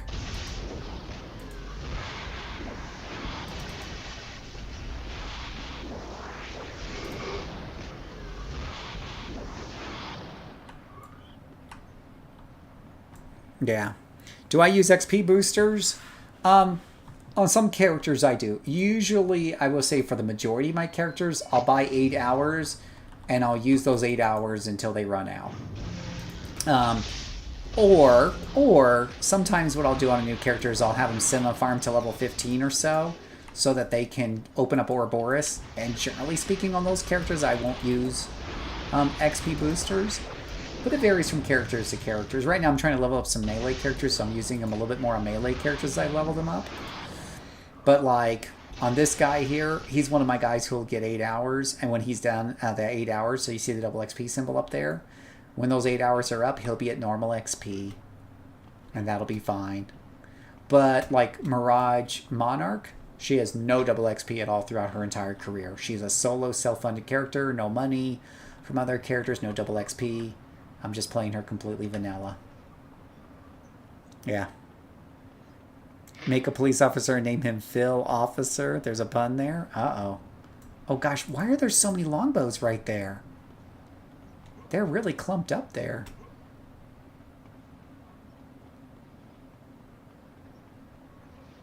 Now he's a victim's mastermind. Oh no.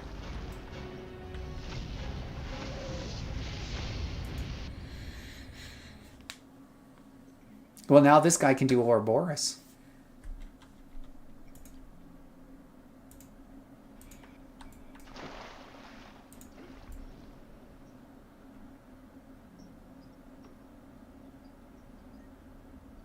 Yeah, you can get to Ouroboros at any time, but you can't. You cannot start an Ouroboros flashback unless you're level 15. You can join an Ouroboros flashback that somebody else starts at lower levels, but you cannot start one until you're level 15. Since I solo so much, guess what that means?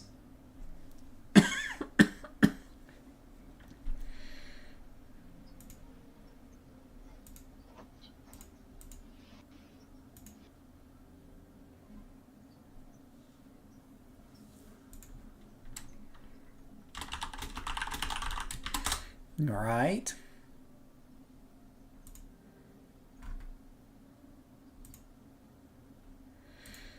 Okay. Mastermind is super fun. The first character I got up to... The second character I got up to 50 was a Mastermind, if I recall correctly. Spelling is hard. I'll never make fun of you for your spelling. I got a C- in English. I'm an accountant, non-English major.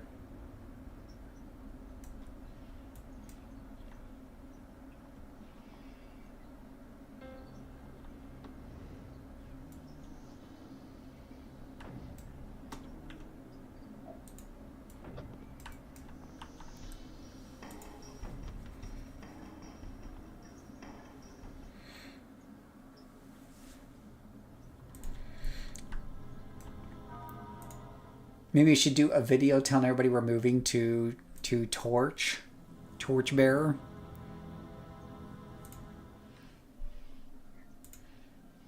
Maybe I should. Maybe I should.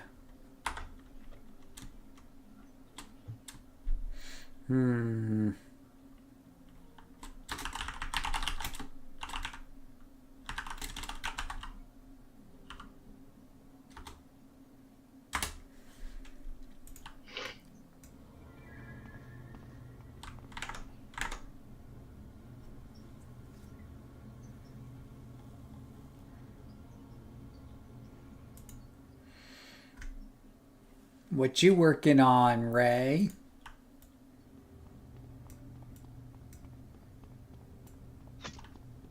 I ran that that particular Ouro about 5 times in a row. 5 times in a row. I know, Yeah. right? It's About like 3 minutes apiece. Yeah. yeah. It's like, well, why not, right? Yeah.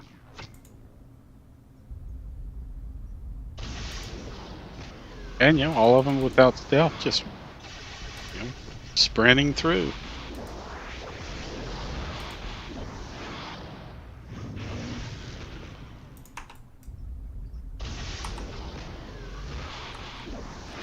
See, this trick arrow is really good here because it works really good with energy. Trick arrow has a few things to slow people down, such as entangling shot and glue arrow. And so with knockback from energy blast, it keeps them away from my squishy little corruptor while I blow them to smithereens.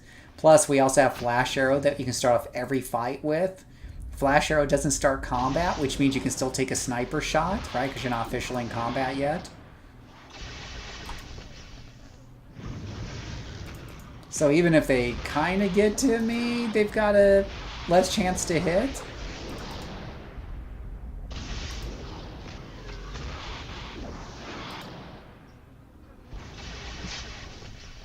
See, he was all excited there thinking he got to me and he couldn't make it. Yeah, torchbearer for your fire blast sentinel. Oh yeah, that sounds like fun. Yeah, I'm gonna just start moving my characters over the torchbearer, I think.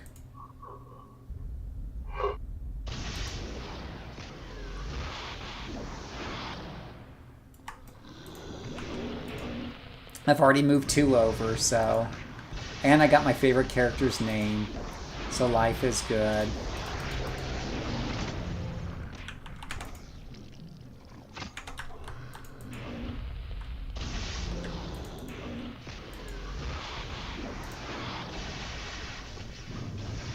I love Energy Blast. It is just so much fun to keep pushing him back. And that one got a little ugly because he resisted a couple of my arrows, but I still haven't had to dig for inspirations yet. Well, How for about everyone you? in the chat and for the millions and millions of viewers in attention, I wish you a good night. Oh, did you do anything else fun after our little run, Taylor? I read a little bit about Widow, how to best spec, what kind of things I maybe wish to do. So it was more an educational setting for me in the moment. Well, if you can figure out, were you looking at it more like how to play a widow in a group or solo? A group. Okay. As said, I am basically with my Widow peer support. Mm-hmm. Yeah, widows are excellent support. Absolutely, absolutely. Being interesting to run two in a dynamic duo, I think. Buffing the shit out of each other. You should what? Buffing the shit out of each other. Pretty much. Widows. Yeah. Oh yeah, they could buff the. Yeah, it could be interesting to have like a group of widows that are just buffing the hell out of each other. I mean, you take the widow buffs, then put leadership as secondary, which will stack. So if you basically use tactical training, assault from the widow, and assault from leadership, and have 2 widows with it, you have 4 times the buff. Right, right. Yeah, no, it sounds really good. Sounds really, really good. Widows and defenders, I think, get the most out of those powers. So yeah, really good to take it on them and see where it goes. Well, if you ever wish to make a dynamic duo in this direction, I am a widow enjoyer. Please tell me. I think, yeah. We'll have to bring them over to Torchbearer. I think that we'll have to take over Torchbearer. They have to be villains, of course, because it's Widow. I wonder if it would be like, yeah, what's the best to duo with a Widow? Ooh, since Widow. since you're doing research on it, yeah, I know you're trying to get to bed or whatever, but since you're doing research on it, maybe whatchamacallit, you know, take a look at it and tell me what you think would do best with it.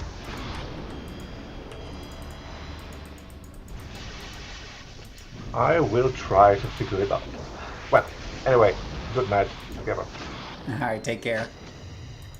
Alright, let me read y'all's comments in a second here after I get through beating up this mini-boss here. Because that was getting a little ugly there. She kind of caught me a little unawares jumping down off of there. Yeah. Ever play Champions Online? I don't think so, no. Yeah. Arc games. They have their own collection of several games, so you have to create an Arc account. Yeah. No, I've read plenty of reviews and seen gameplay, and it just didn't really super appeal to me based on what I heard on those reviews. There was a guy who actually went through and played every single superhero online game, including DC Online and Champions and all that, and he did a lot of gameplay footage and stacked them up. And he said at the end of the day, he goes back to City of Heroes as well. Ran with the full Arachnus group for a while in life. Nothing could stop us. Yeah, Widow plus a Dom. Do you think a Widow plus a Dom would be good? Or would that be too slow? Like in terms of killing? Because Doms don't have the strongest killing, killing power.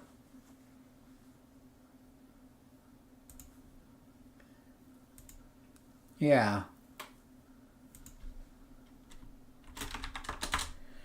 Yeah. Yeah, it's just I don't know how to put it, but like City of Heroes is just the greatest of power fantasies. It has a really, really good power fantasy to it. And I feel like that's kind of missing just a little bit from those. And we have another kind of lovely Linda person over here, so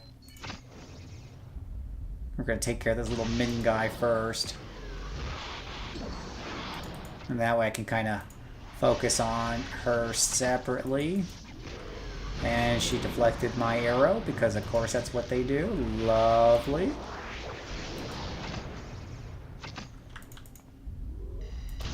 Well, she didn't get out of that entangling arrow.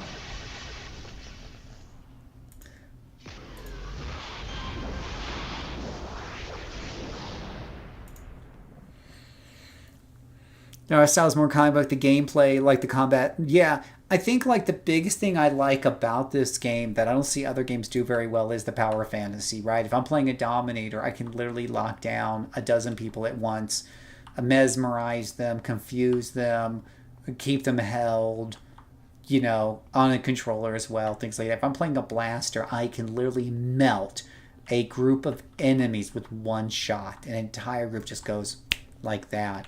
If I'm playing a tanker, I can take so many things. You just feel freaking invulnerable. Like, these are the things that other MMOs don't always do so well.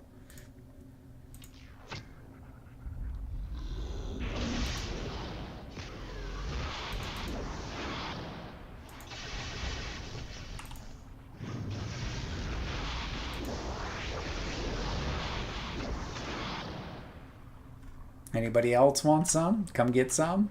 Ah! Oh, apparently he's right there. He wants some.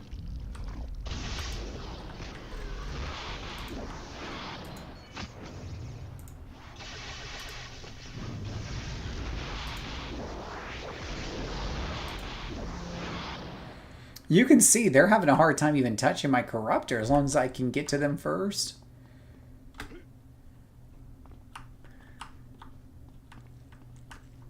Color-coded support? Yeah. Yeah, exactly.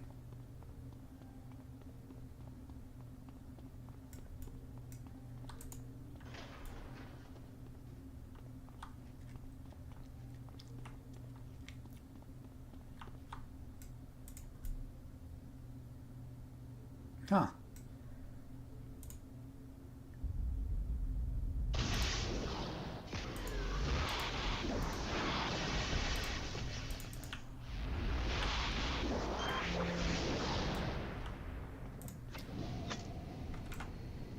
Ah, I knew I saw somebody talking or doing something up here. Oh, that's a boss. Lovely.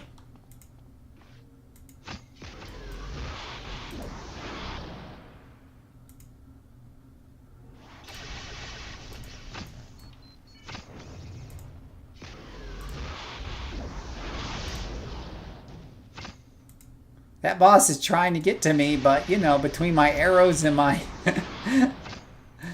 She'll get to me one day. There she goes. Look, it only took us 99 hours to clear that Ouroboros, guys.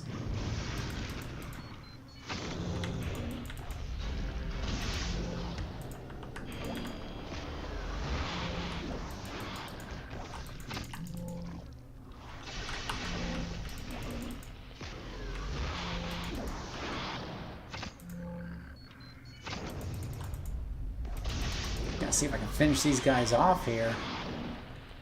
99. Oh gosh, gee whiz willikers, can I rest? Can I have a moment to myself to, you know...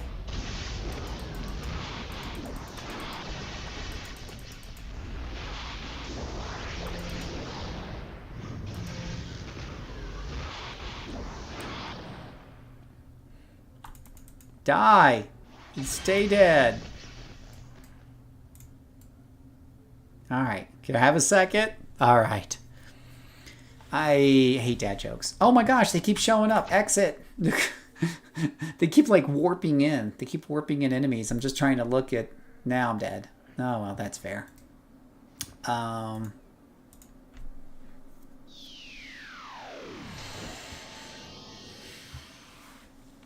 Alright, let's do a quick little video that I'll upload in a bit about moving to Torchbearer. Oh no, now I got dead XP from dying. Lovely.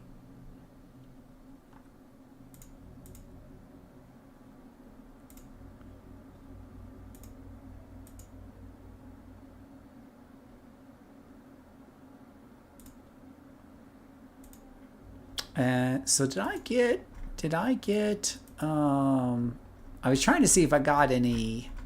Yeah, I got 12 reward merits. Okay. I was trying to see if I got any reward merits. Oh, I do need to level up.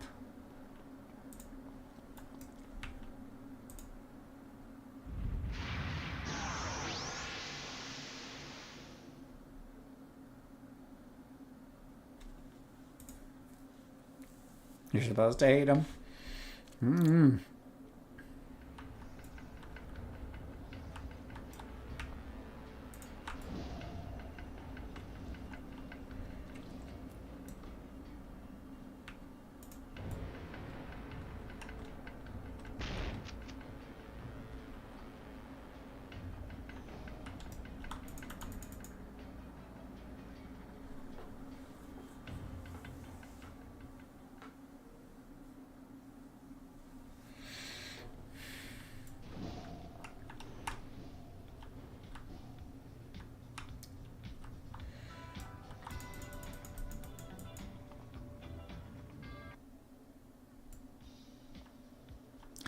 Do you use them for something else? Alex, that's a really good question. I'm going to show you something, buddy. Just because you asked that, I'm going to show you a really killer strategy tip, okay?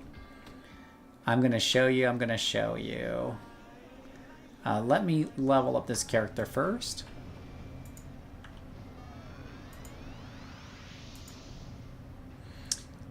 Let's see. Ice arrow can hold a person. Poison gas arrow explodes impact, weakens all damage potential, severely reduced. So 45 seconds, 20% minus strength, 20% to all damage for 1 minute. Irresistible. So 40% damage reduction overall is damn good. 20% of it can be resisted. Plus there's a chance to sleep them. Yeesh. That's pretty damn good. Aim is going to be, what is this? 42%. Not as good as the Stalker. I mean, the Scrapper, which got 100%. That was insane on the Scrapper's aim. 42% still good. But 100% is better, just saying. Gee whiz willikers. Ooh, which one do I want? First. I probably need this just for... I'm going to go with Poison Gas Arrow. Be a little bit more defensive, I think. Let's see here. All right, away I go. Let me check my enhancements real quick. We got a bunch of level 15. Poison arrow. Poison arrow will take range, enhance sleep, enhance recharge speed, and enhance accuracy. The accuracy is already excellent, 1.5 times. So we're going to go for recharge time just so it pops up a little bit more often, I suppose. But I'll do that next time. Let's show you guys what you can do. What is another power move you can do with convert with these things, right? With converters. There's two main purposes to converters, right? Let's see if I can find a character with lots of converters. Let's see how many Kim Archer has on her.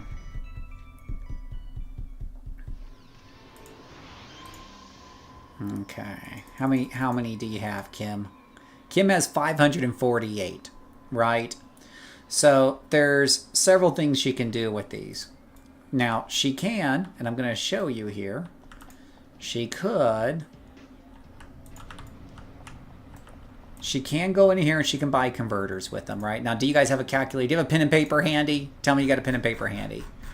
All right. So you could buy three converters for 1 reward merit, right? So if we take a look at the auction house, all right, we take a look at converter. They're going for 60,000 right now.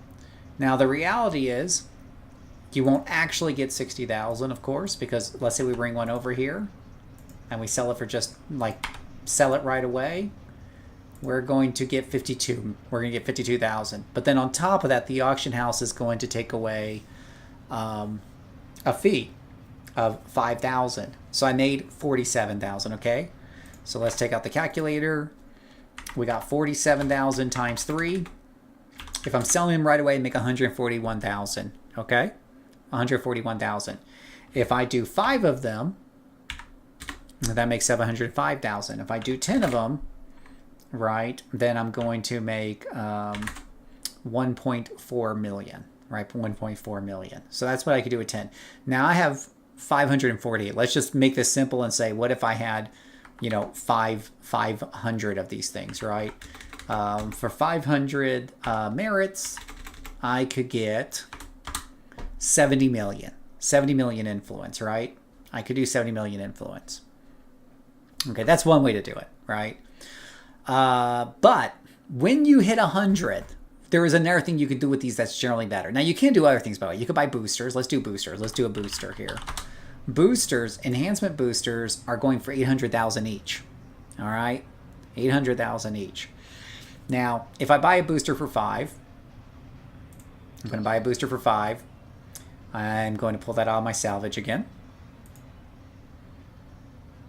Well, it's 10% for the seller less, not for the buyer. Okay? As the buyer, I don't... Oh, it is 10%. I can't read. It is 10%. Regardless, 5, 10%. You guys get the gist. Anyways, if we go over here and we post this converter, or this thing here, I'm going to get 800,000 minus a 79% thousand fee. Or whatever have you. So I'm going to get 720 right there. I think that's 720. Anyways, I got 720 for 5 of these things. 720 times 2 means that for 10 of them, I get 1.4 million. It's almost the same. It's almost exactly the same as the converters, right? So boosters and converters, are pretty much the same. Unslaughters, you can also do unslaughters. They're showing 100,000 here. The thing about unslaughters is if you're patient, you will make more money with them, right? So if you buy a pair of unslaughters, you put them in there. If you sell this one at fire sale, you will generally only get 60,000 minus 50% fee, which means you're only going to get 5,200, and you can get 2 of those with 1 merit, which means you're only getting 104,000. So that's a poor way to go. But if you take an unslaughter in here and you put it in at, let's say, 90,000 or so, you will get that eventually, and you'll get a lot more for it if you're patient. You'll probably get 100, and you can generally make good money with unslaughters as long as you're patient. So keep that in mind.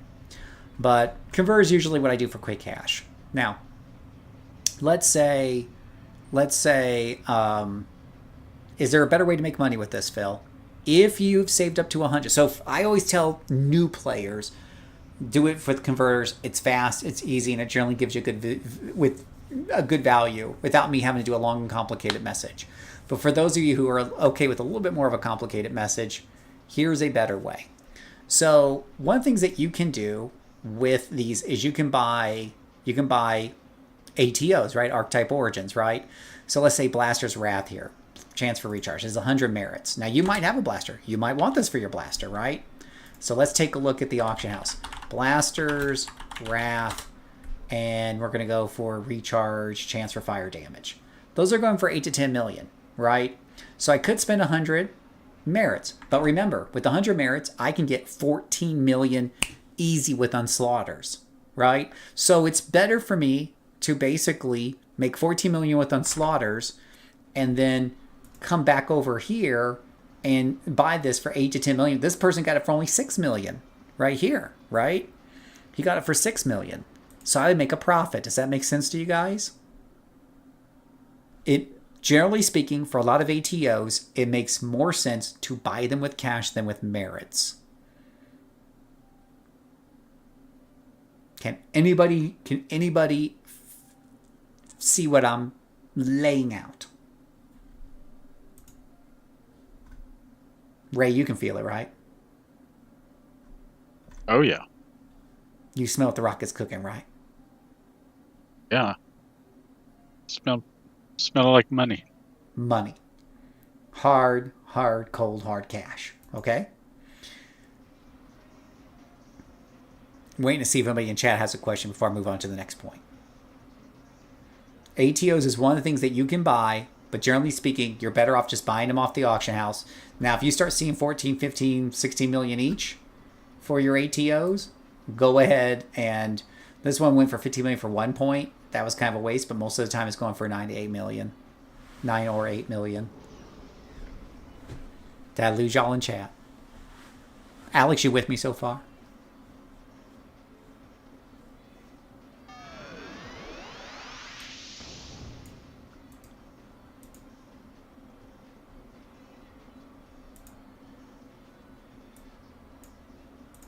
Let's see here.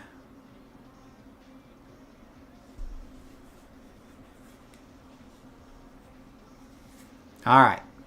Now we're going to show you the real power money move, Alex. All right. One of the big power money, if you have 100 merits, one of the big power money moves you can do is get what's called the winter deals, right? So this is a blaster. If we do range damage, we have this thing called Winter's Bite. Now, these are your winter sets. These are very nice, and people love them on the auction house. If we take a look at, let's say, accuracy damage, it's going for 20 million. 19 million. So if you have 100 merits, you can buy one of these, and you can list it on the auction house and get 19 and 20 million, which is better than the 14 million we're getting through the other methods.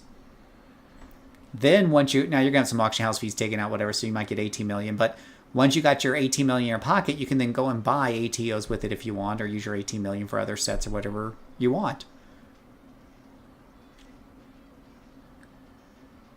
So that's one thing you could do. You could also keep the winner pieces for yourself. They're very valuable. They're very powerful. But there's more. Are you ready for more?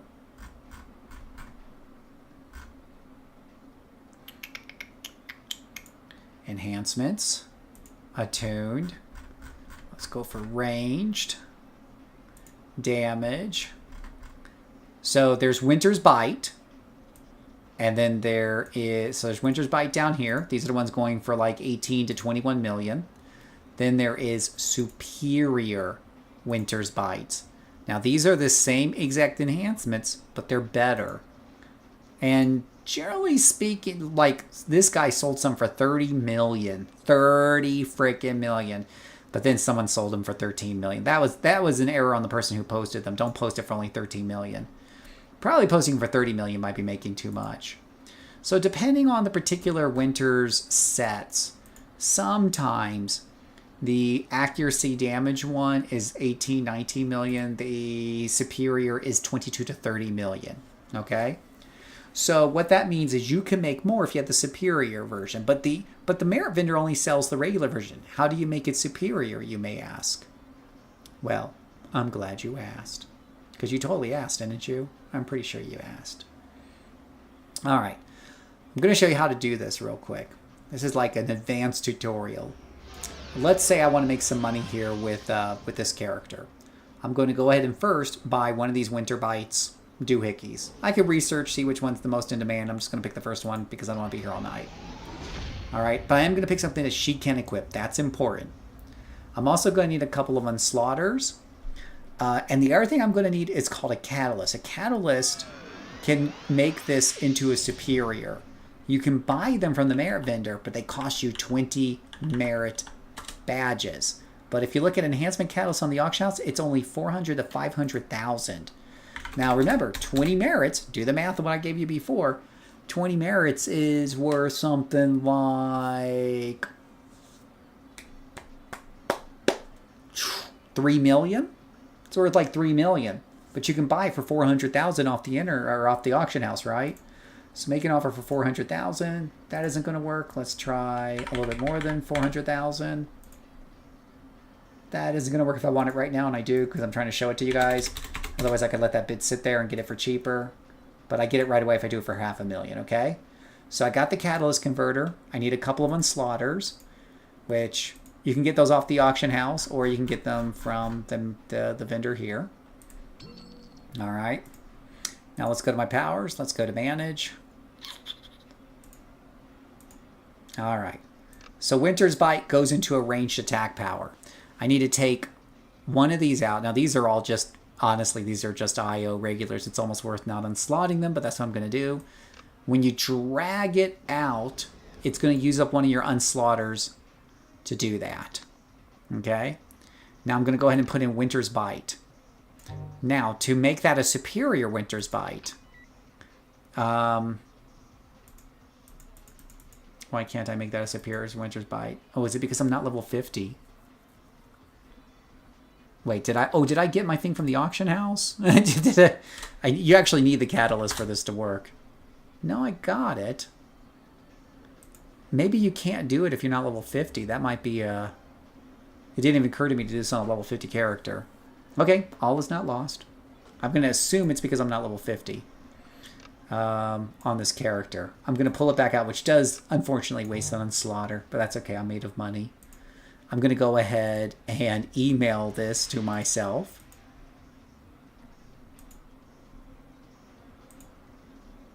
You guys are getting to learn a lot today, whether you like it or not. And I'm also going to mail that enhancement catalyst that I'm sitting on.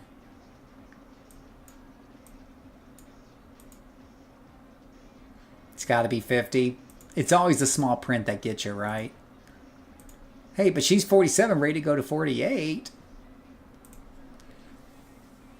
She's been drinking her milk. She's growing up big, fast, and strong.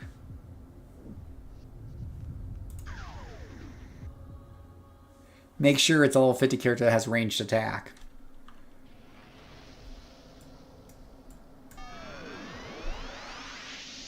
Let me see what enhancement. Okay, she doesn't got too many in there. All right, put my... Oop, there we go. We'll claim that, and we'll claim that. All right, we'll go to manage her powers. Hopefully she's got some unslaughters in there. So we got this. We'll take out my decimation here. And then we'll put in this Winter's Bite. We'll click on that. We'll click on that, and you'll see right here, Enhancement Catalyst. Do you want to use that? Click on that, and boom, we now have a superior Winter's Bite. Okay? Hit exit. I'm going to take this back out now because I'm going to sell it on the auction house. I'm going to put my old piece back in there. I can then now load this up on the auction house. Okay. And pull that in there.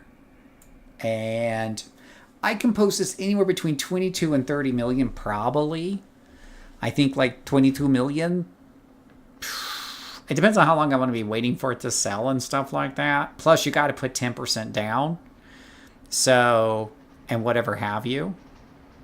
But, oh, now, you know, and you guys are watching, so if you're dying for one of these, you're going to know exactly what my bid is. So don't look at the screen, okay, guys? I'm going to put it in for 22.5. I'm going to go ahead and post that. It's probably not going to sell right away. It's going to sit there for a while. But it'll eventually sell.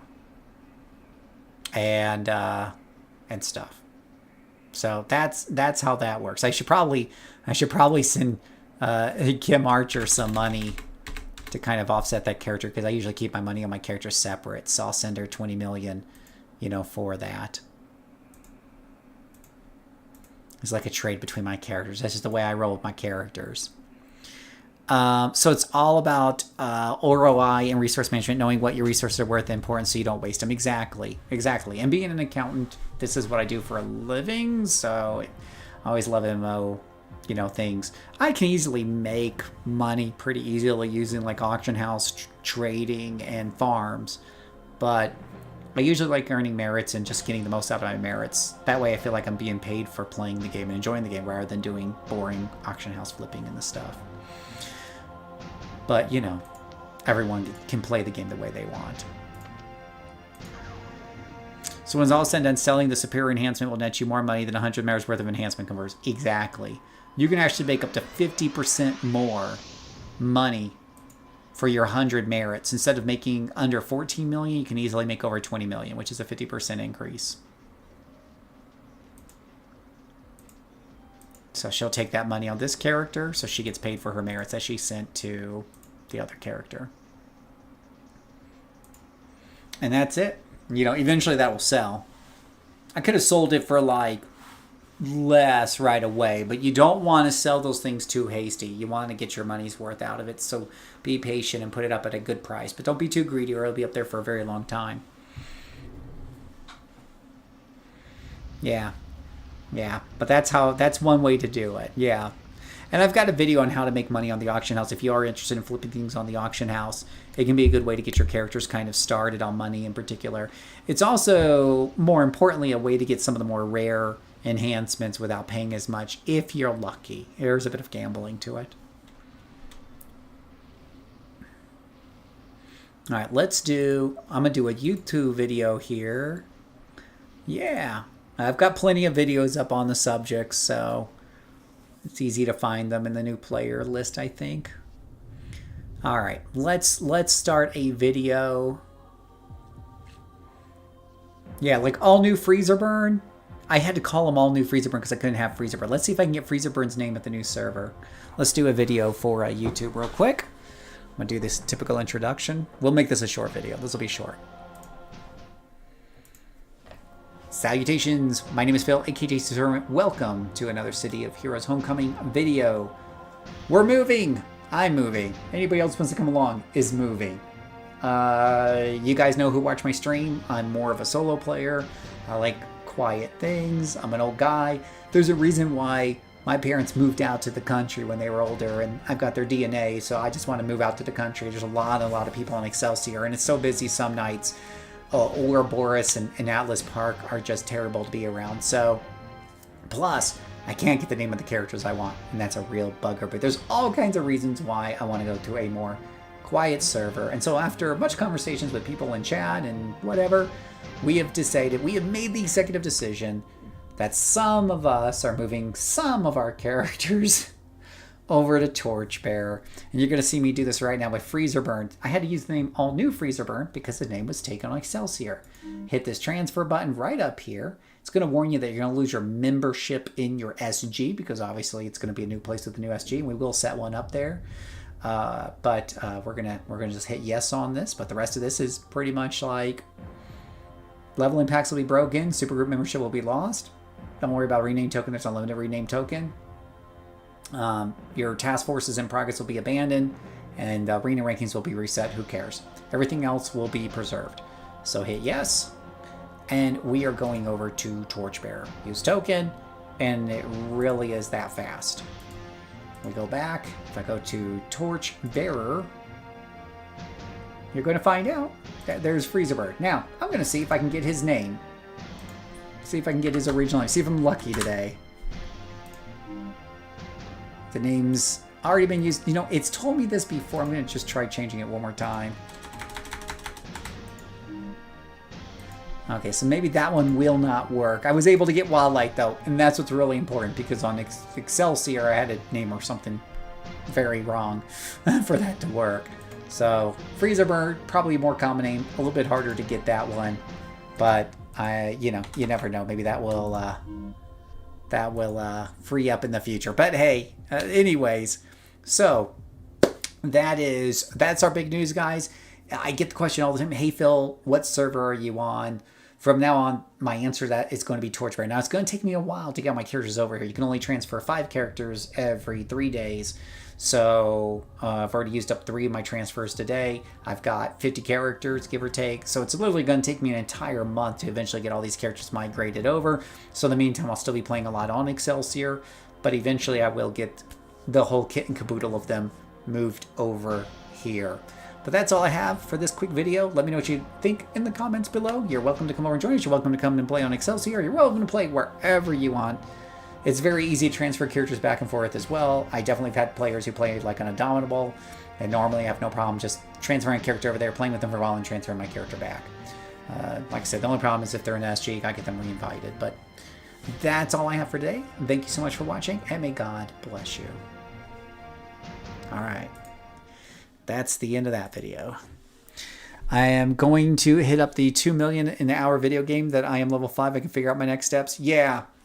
It's, you need some merit badges. On villain side, it's very easy to get lots of merit badges. That video that you're talking about was on the villain side. On the hero side, it's a little bit harder to get 2 million in the first hour, but you can get it over 1 million. Because remember, you get 5 merits just by hitting all of the exploration waypoints in an area like Atlas Park or Mercy.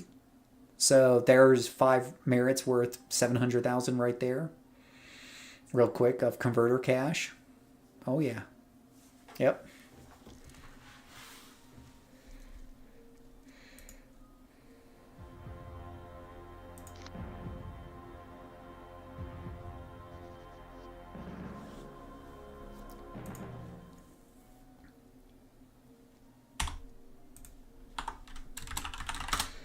Oh, yeah. Yeah, sure. You know, I've done like those exploration badges so much in Mercy and in Atlas Park. I definitely have those memorized by now.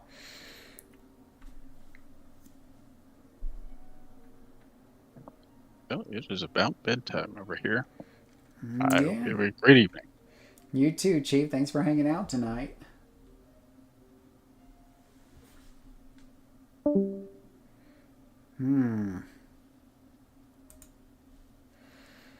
You're now on Torchbearer. Look at you. You're like one of the. You're already. Yeah. Left my Tune Dancing Pocket D. Went out and hit my vape. While you were gone, Pirate, we moved carrots. We moved our characters to Torchbearer. That's what happened while you were gone. Sad but true.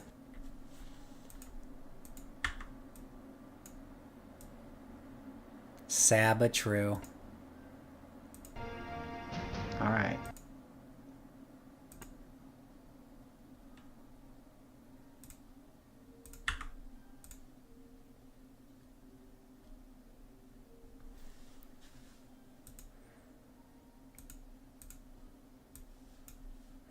Let me see here. I'm trying to fix a couple things real quick.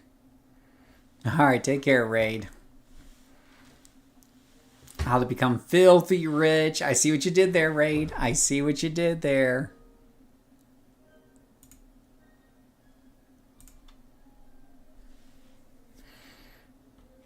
I see.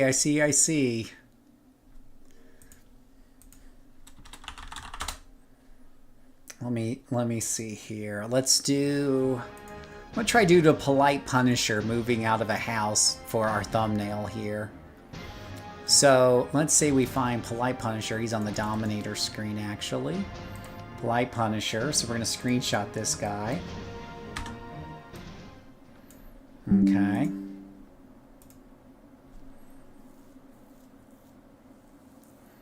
Oh, the guy on voice, that was Ray, otherwise known as Chaos.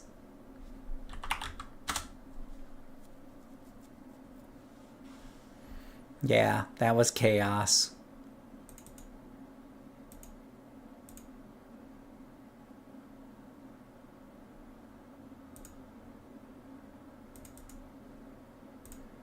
Chaos, chaos, chaos.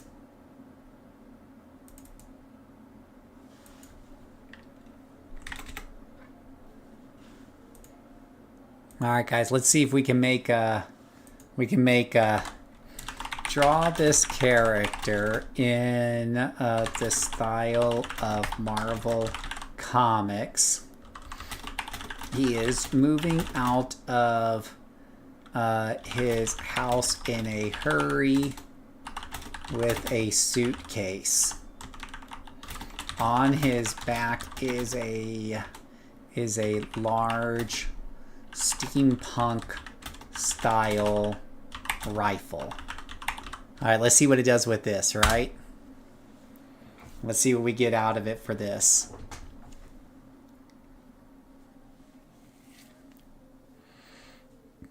Go, go, mighty AI. Character drawing request denied. That's really weird. It does that every once in a blue moon, and it doesn't tell me why. So we just have to do it again. We're like, oh, try it again, Buttercup.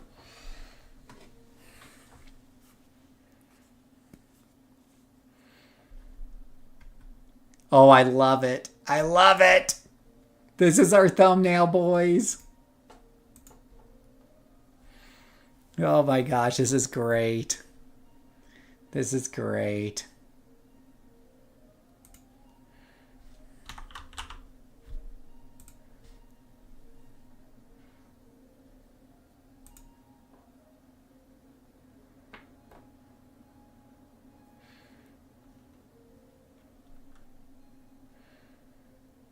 You know, the Gemini's a lot less, protective than ChatGPT, which rejects any picture I do that has a female with bosoms.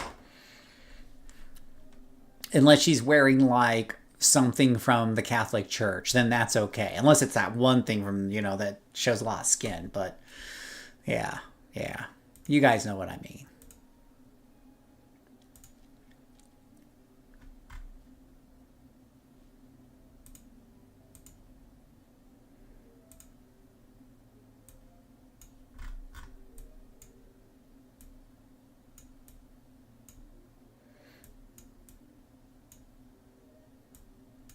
I like how there's a cat following him out.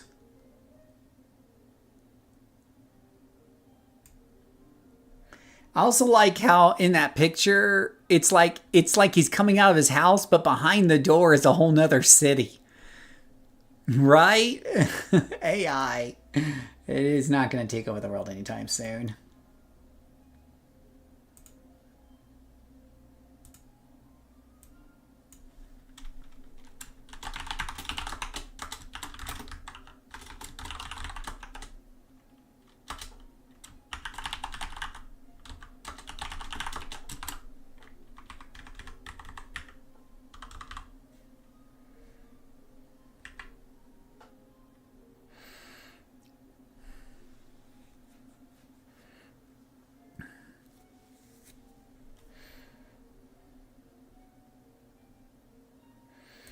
All right, I've got a thumbnail made up, and we will have that video uploaded for our millions and millions of followers.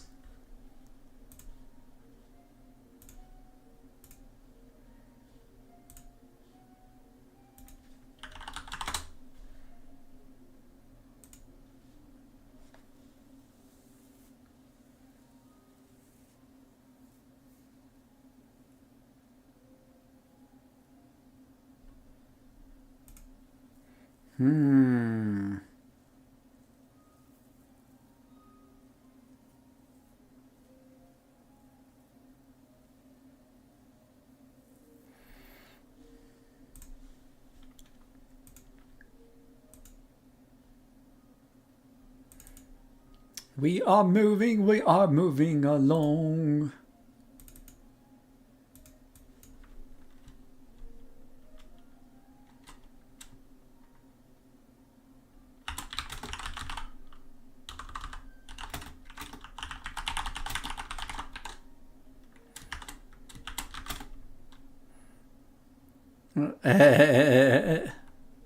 There you go.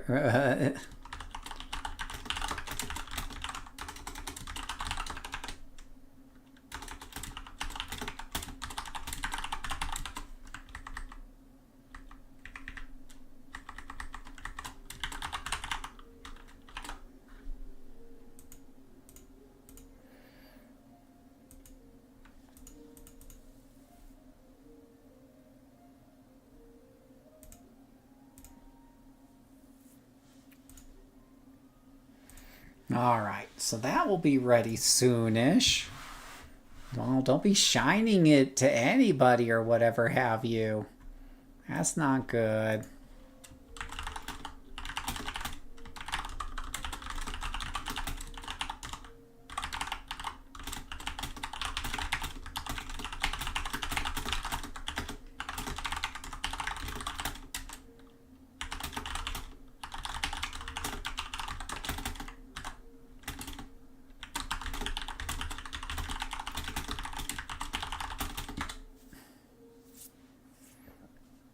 Yeah.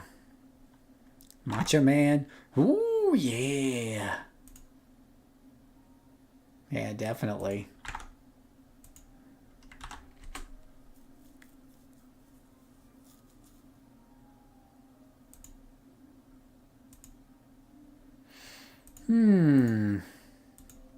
Let's see here.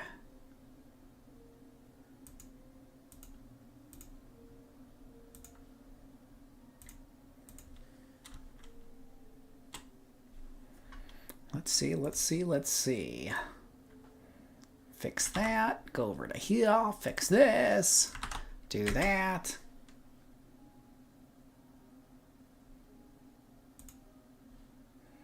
And that video's up that we just made together. Yays!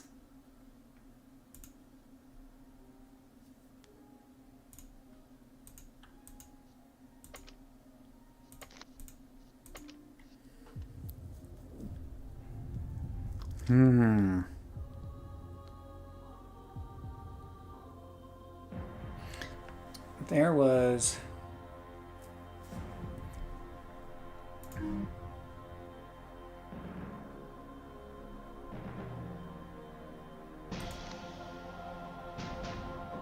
Torchbearer. Let's do Void, because this was not the original name either.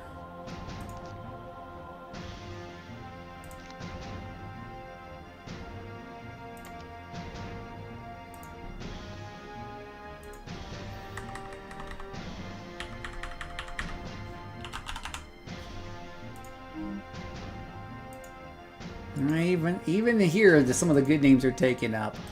There was another name I have for this character as well.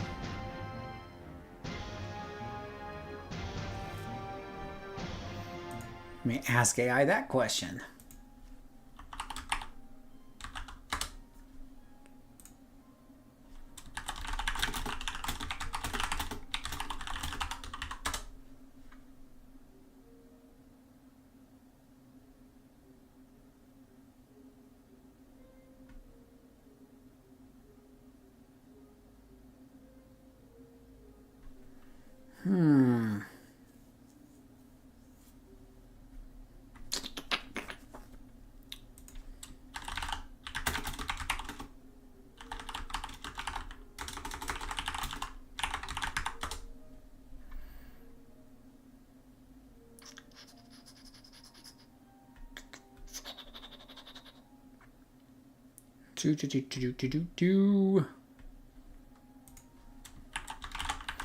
Yeah, I had like a name. It wasn't Voodoo Doll, and I'm just trying to remember what it was. I remember that I thought it was a really great name, but it's one that got rejected because, you know, everything's already taken on Excelsior.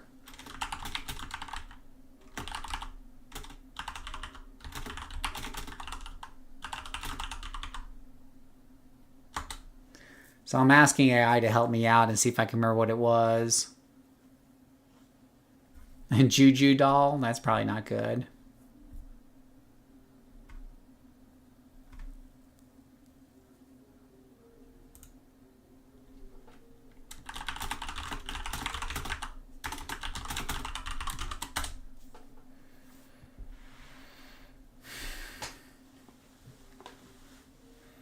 Bramble, Malphus, Ventablack. None of this is like, it was like a, it's trying to give it a personal name, but it was more like a Not-Eye. Oh gosh. It was more like a kind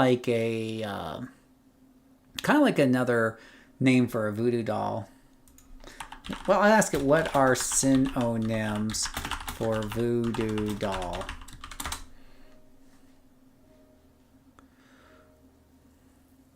Yeah, maybe void. Yeah, fetish comes up. Yeah, fetish definitely comes up. Vessel, effigy, puppet, the dark puppet. The dark puppet may not be so bad. Dark puppet. Fetish doll, probably not a good idea. Yeah, no, right?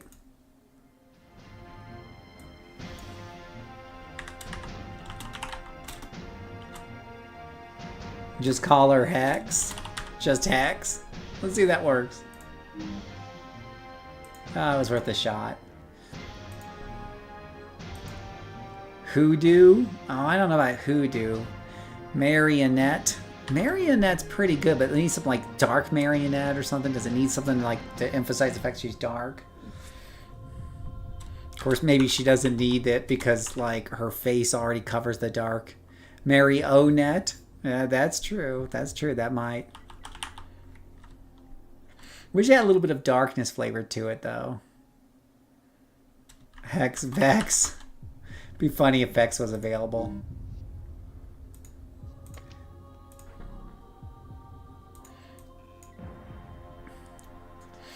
Yeah, I'm trying. Yeah, I want it to have like that. I think it needs to have like a dark theme to it, though.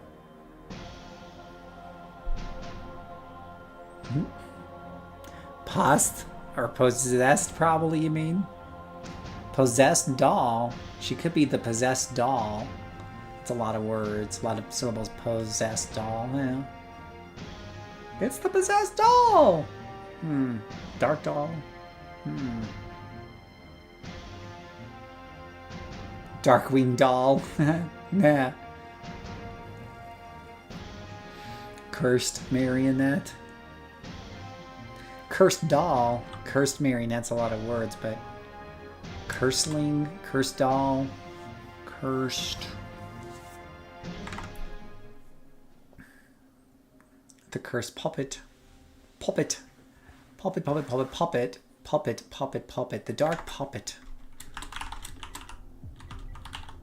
Dark puppet. Dark puppet's available. There you go. There's something that's available. Dark puppet. The accursed.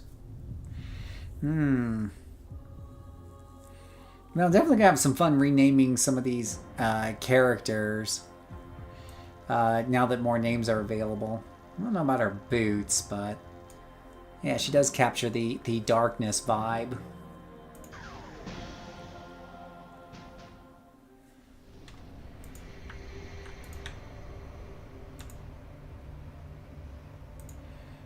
She's apparently on a mission.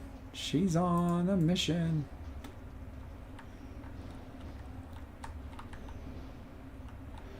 Yeah, definitely part of our How to Solo a Controller series, right?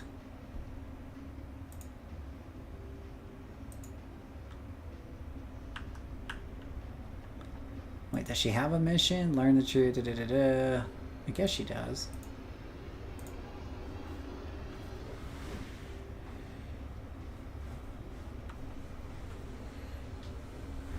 The funny thing is, you could keep this global chat on, and you won't get swarmed with weird things. Puppy Longstocking. That's pretty funny.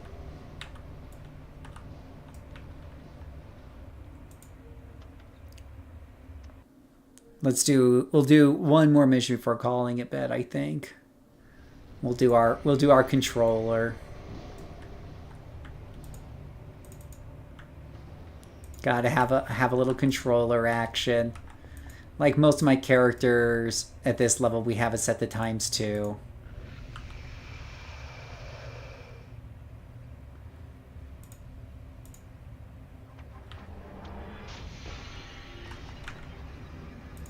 Go get him, Wolfie. Go ahead. Don't let me stop you, Wolf. Go for it and do your damn job. Stupid wolf.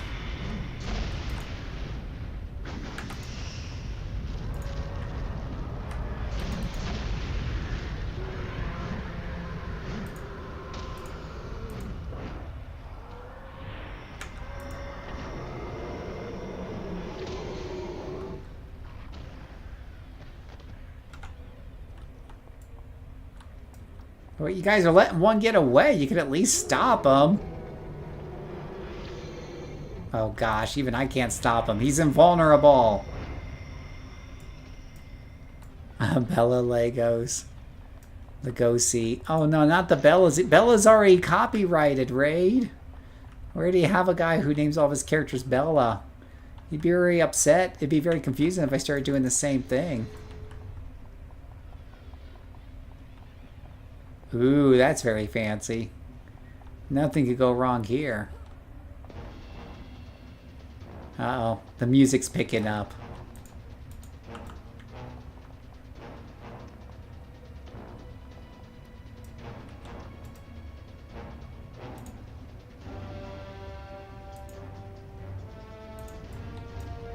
Oh, hello.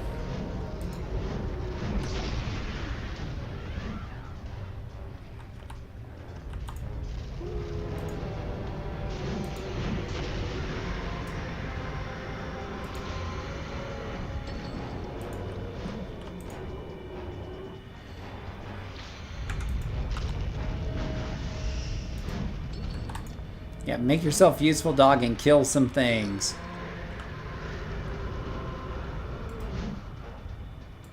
Good job, dog.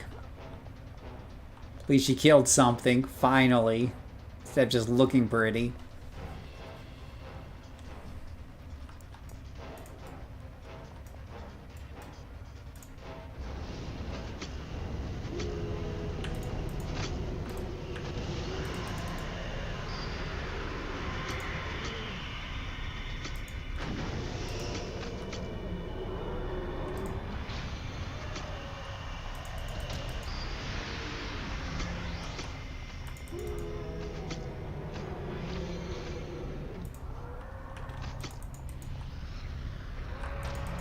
Yeah, we're getting some big groups here.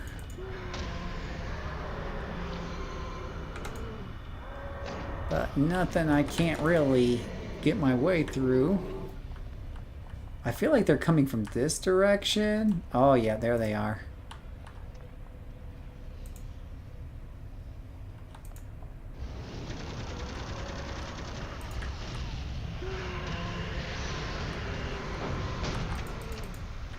Oh, there's too many of them, and they're all over me.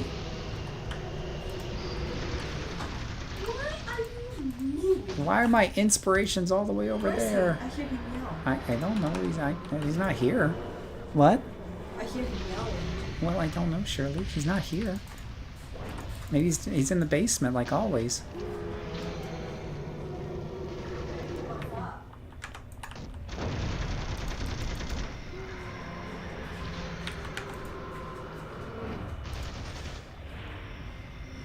Word special comes to mind when I see your powers. Well, special was what I was doing there.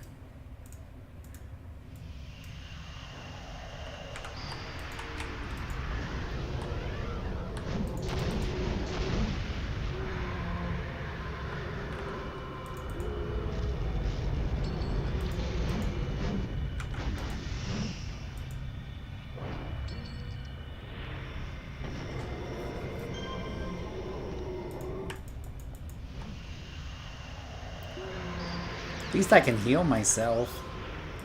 Not too many controllers can say that. Oh gosh, there's some more just warping in. Lovely.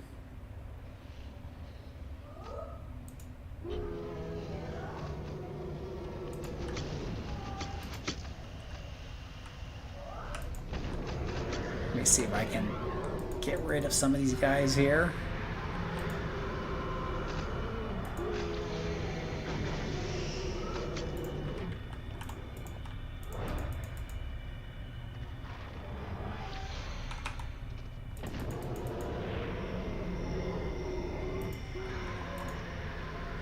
Okay, like a fan spectral, yeah. Yeah, this can be a little hairy when you're playing a controller or a dominator and you're in these situations. You have to be careful. They can quickly get out of control. You got to keep things on lockdown. It's very hard when they're running right at you because the dog doesn't hold aggro to save his life.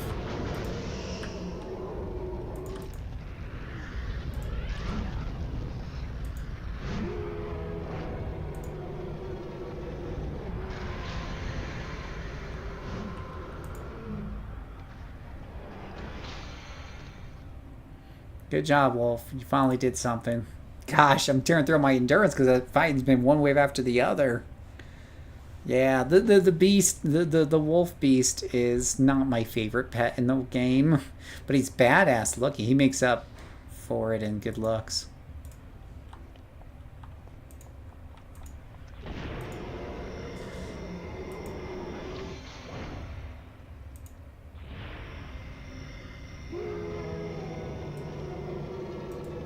Oh gosh, there's more of them, because of course there's more.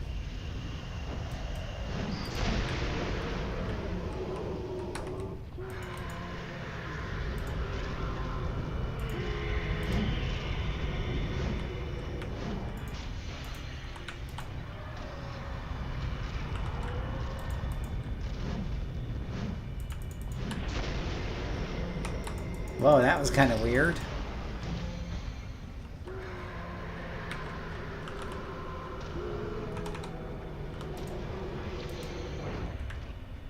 Oh gosh, I think what we need are some more waves of bad guys. That's what I was thinking.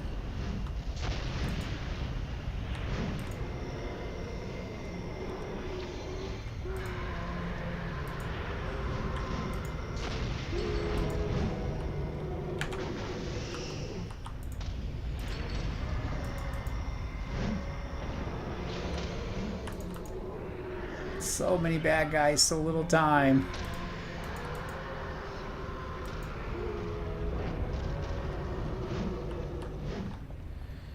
Yeah, and what I also really like about this power set is whatchamacallit, is I'm supposed to be finding something to stop the reinforcements. Maybe if I don't do it, I'll just get free XP. Did you find them? Did you find them? Yeah, he sits there and he meows at me. I do have to look at him downstairs and you want to go up? No. I don't know what he wants.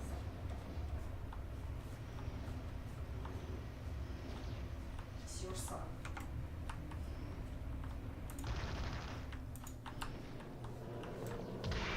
Ouch.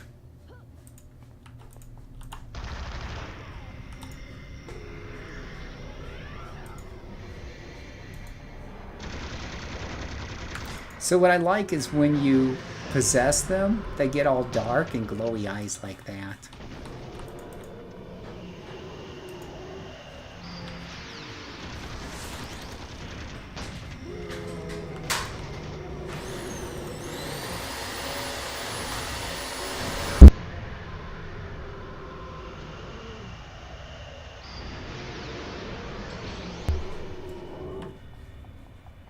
Boy, I've never been so glad that I stuck a whole bunch of healing and healing enhancements in that power. Yeah, it is super, super good. Definitely saved my bacon more than once. Now, what am I supposed to do? Enter the blood coral crystal. That sounds pretty ominous.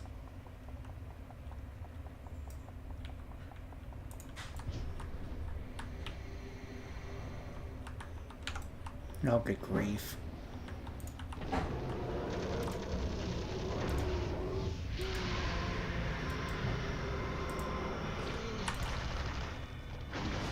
Well, now you belong to me.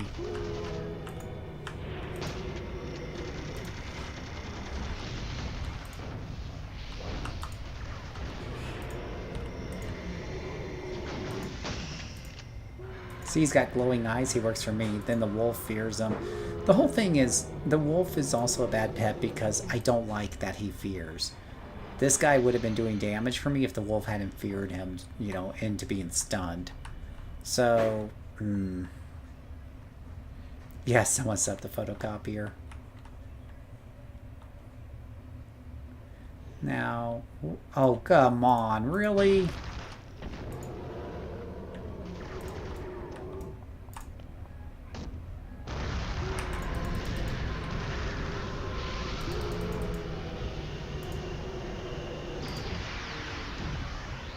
Sigh.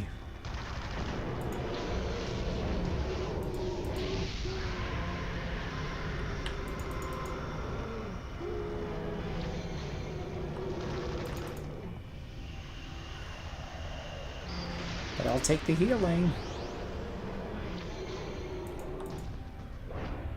So I wish the wolf would spend a lot less time howling and a lot more time doing the damage. I'm the controller. I can handle controls. I don't need a wolf that is constantly controlling on my behalf. You know what I'm saying? If I was a Dominator, I think this might work a little bit better with a Dominator because then I have lots of damaging powers and the wolf could basically be a controller for me. And so I sometimes wonder if I should re-roll this character as a Dom. What do you guys think? Like a dark... Would that be a thing? A dark Dom? What do you guys think? Is that a thing? What am I supposed to be doing this mission? There's these bombs here. I mean, aside from getting tons of XP from fighting waves of longbow.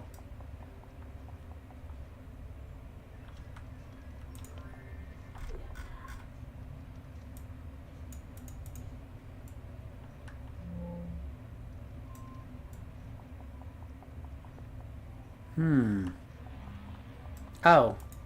Well, that looks like that shouldn't be a thing.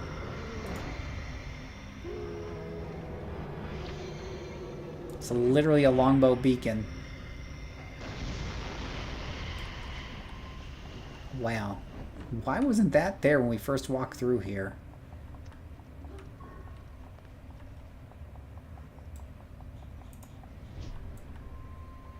Yeah, there we go, right, Raid? Okay. Now can I use these things? No?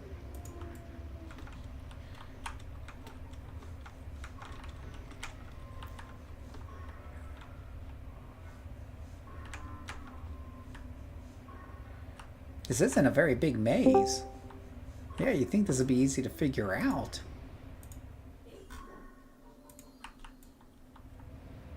What's this? All the way over here? You can't complete this objective yet.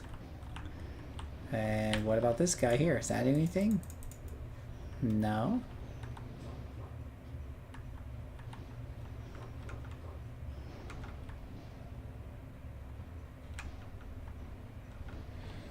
And I swear I've done this mission before.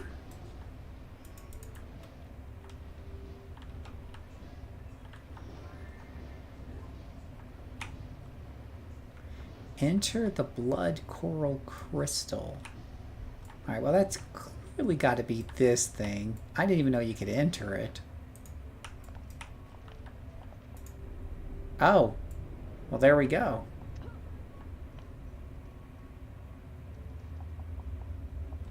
Yeah, this isn't ominous at all.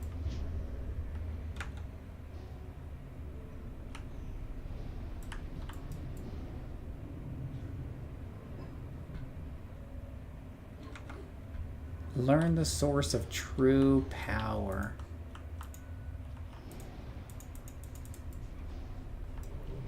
I swear, City of Heroes and its weird, janky shit sometimes.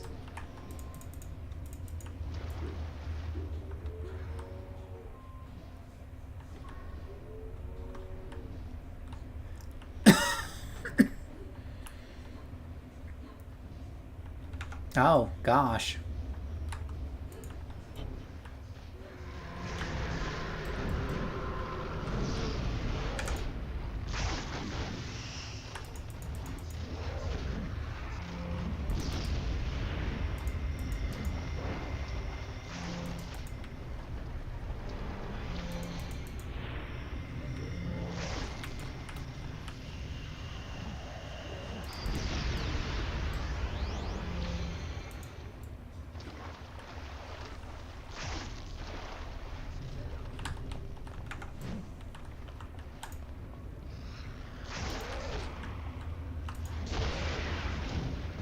Ouch.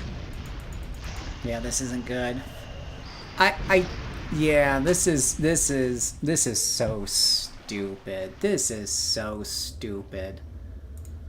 Like, let's put you in this weird thing. You're so disoriented. You don't even know what the fuck you're doing. Then it's like, oh, these things just pop up around you. They weren't there a second ago. Now all of a sudden they're all around you and everything like that. And this is so... It's too late at night for this shit. That is some fucking shit right there. Pardon my French.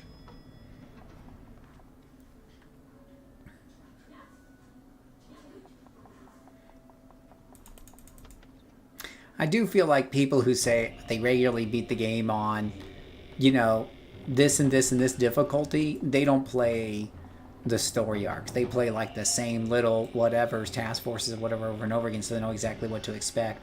When you play these story arcs, you don't know what to expect. And one of the reasons I keep the difficulty usually kind of low is because they will constantly put you into unfair situations that suddenly you're just surrounded. Suddenly there's spawns who know exactly where you're at. Suddenly we're dropping you into this weird goo with a bunch of monsters and your pet's already dead because he doesn't know where to go, right? It's not like you're going through a building and killing one group at a time. Instead, you're kind of being thrown down into this mess. And your pet dies, and yeah, and those things are probably resistant. I noticed like a couple of my powers didn't seem to really work on them.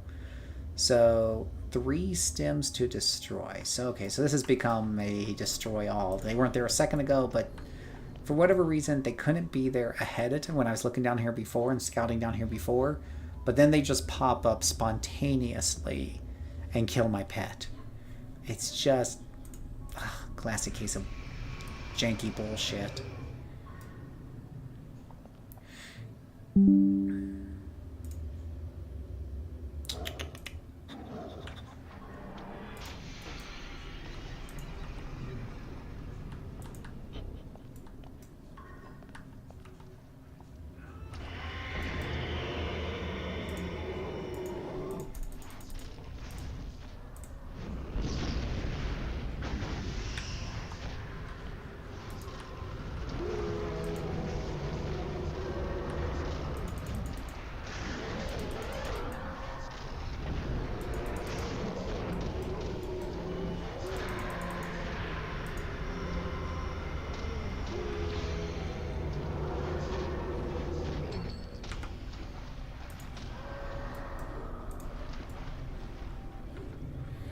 There's a totem behind him, looks like an archtype. Well, yeah. And notice I was here before and it didn't work, right? So, yeah, yay. It's just janky, weird shit.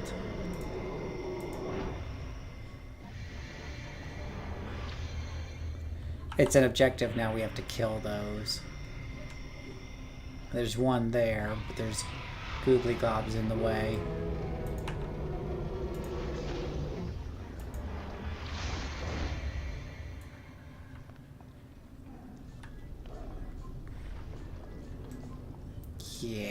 Yeah, it's what we call good times.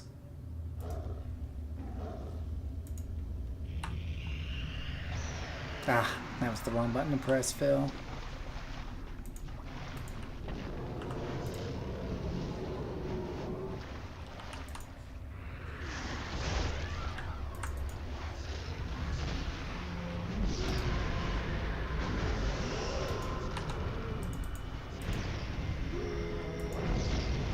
I don't like being in this water either. I can't get a good perspective there. There we go.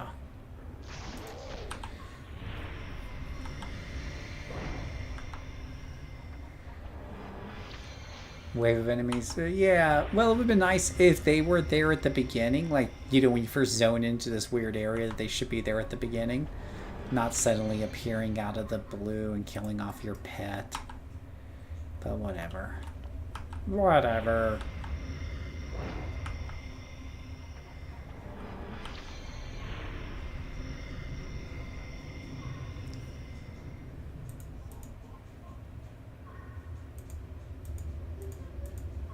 Did my pet die? I think my pet died.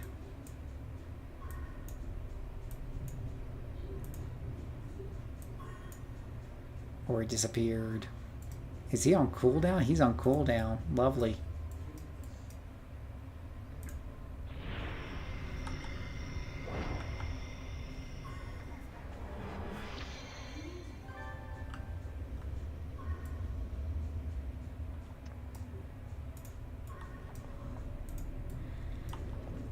Yeah, Black Wolf down. Yeah, well these slags are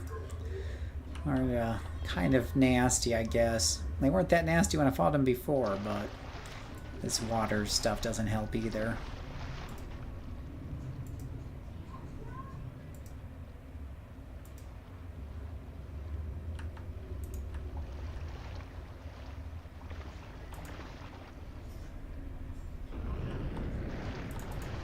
So we're gonna make sure these guys are double held just for kicks and giggles.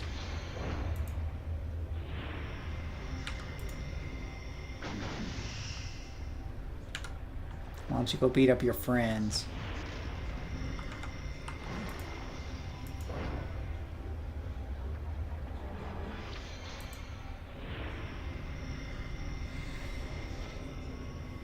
I have to beat you all up without my dog. Gonna make you pay.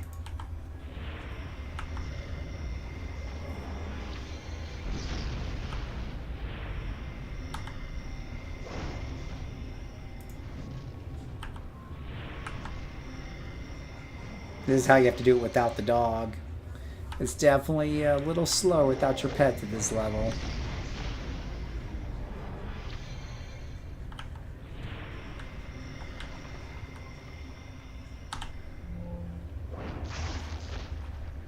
Oh, who said you could be free? Yeah, I said you belong to me, buddy.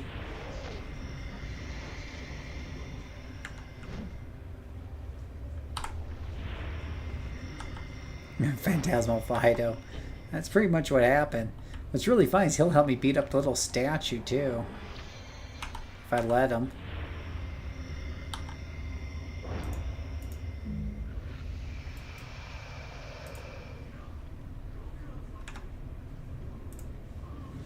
Go beat up the stick while you're waiting there, Wolf.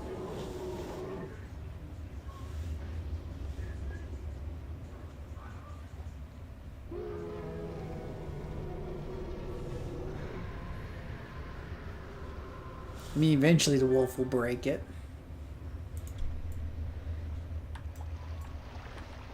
Now, are they going to warp in some more shits?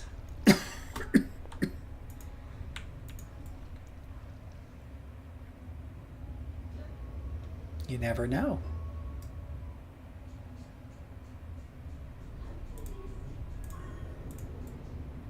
There's like, this is like epic storytelling going on right here, so I hope you guys are reading all this. Super epic, super storytelling, right, Raid? 2 minutes for ritual to complete. Wow, that is so not fair.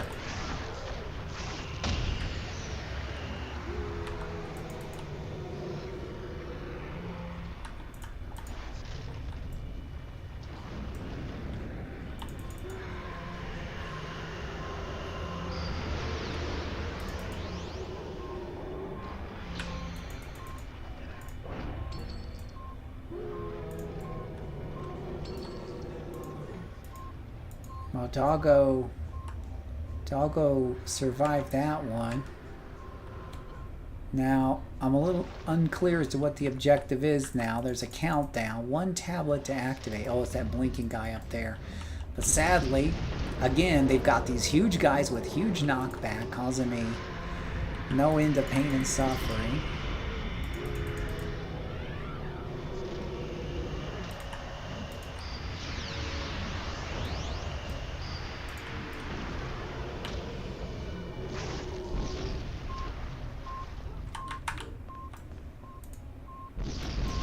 Oh, come on.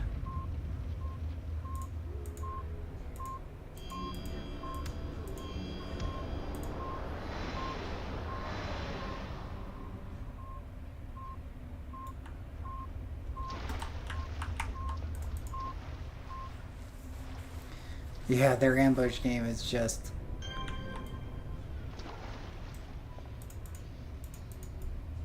...2 minutes. Now what I need to do? Learn the source of true power.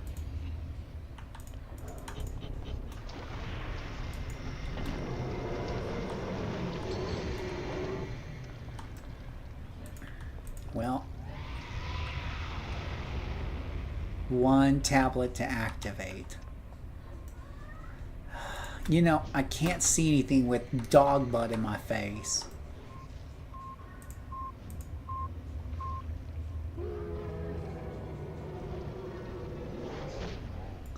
Three bombs to arm in the warehouse. Well, those were the bombs we saw earlier.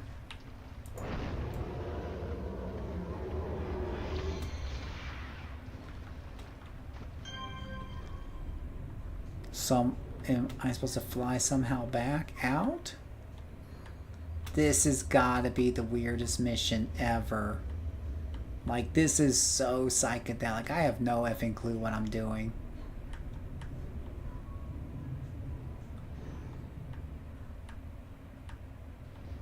The lighting here is so... Oh gosh, there's a whole bunch of enemies there because of course there is.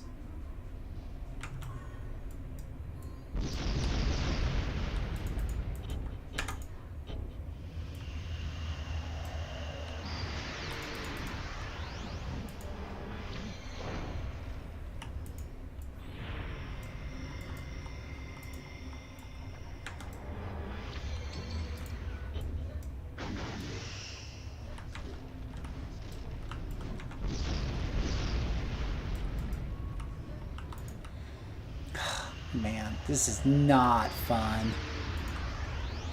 This might be the quest I just used my weekly skip on, or whatever the hell it's called. Who in the hell came up with this mission?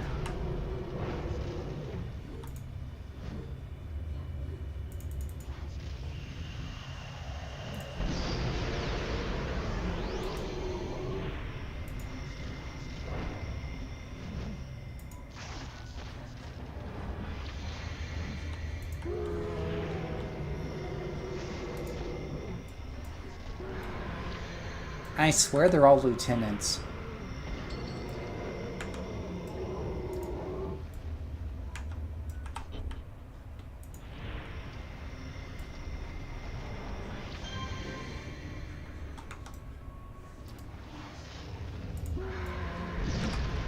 Ouch. Of course there's another group. Oh, this is getting exhausting. Come on, bros.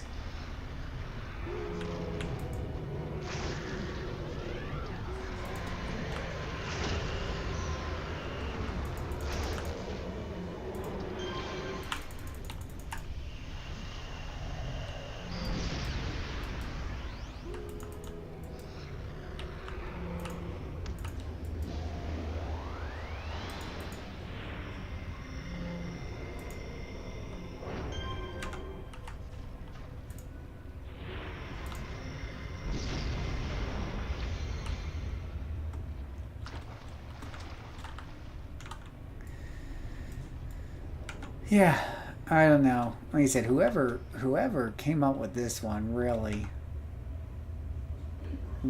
is not a nice person. It looks like you're supposed to kind of go through here. I'm gonna try walking. Yeah, you have to touch this big crystal thing at the end, which I'm not even sure how, you know, everything just is so disorienting and hard to make out because of the coloration, the lighting being so poor. The game is not known for its good lighting. They did some work on like Atlas Park, making that look much better. Oh goodness gracious.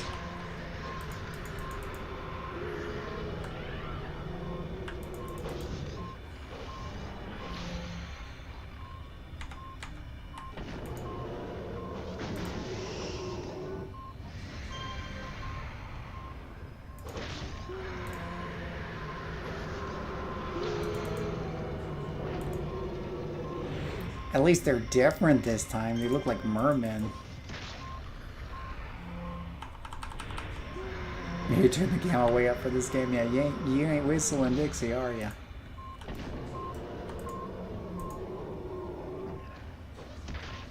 Oh, come on.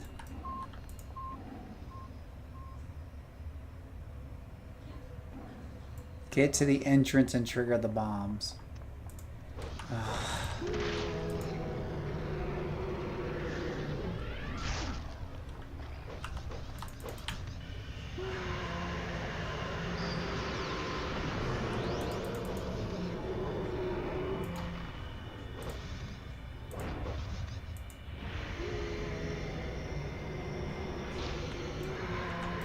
The odd thing is I don't think I'm getting a lot of XP for this.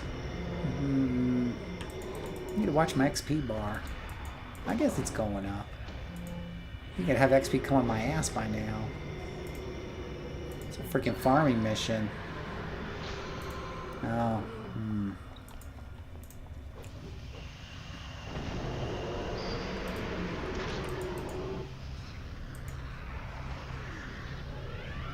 Yeah, I was hoping for another wave.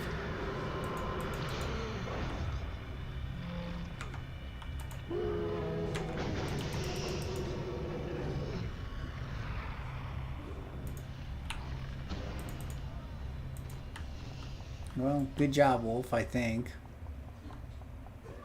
Yeesh. That was insane. I haven't fought a mission like this in, like, ever. Definitely not this month. Jeez, oh mother effing Pete's. Congratulations, you got Keeper of the Coral Lore badge. You know, I've only cared about badges, but yeah, somebody's going to want to know about that one.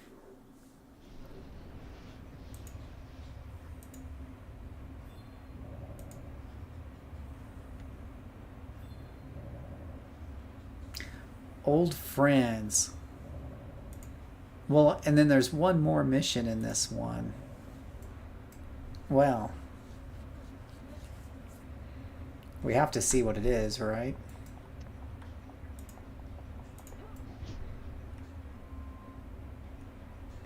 Can't possibly be as bad as that last one.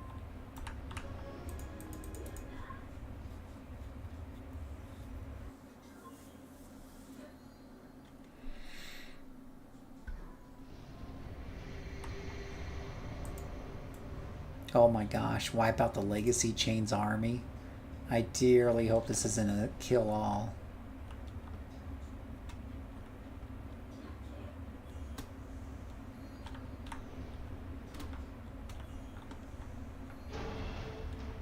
What the heck? Oh my frick. Oh my. Ah, that doesn't look good.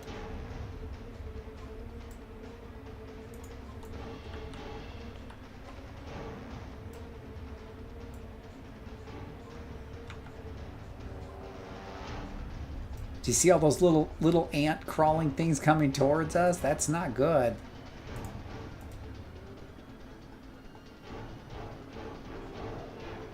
Oh my gosh. Holy shiz. Deep.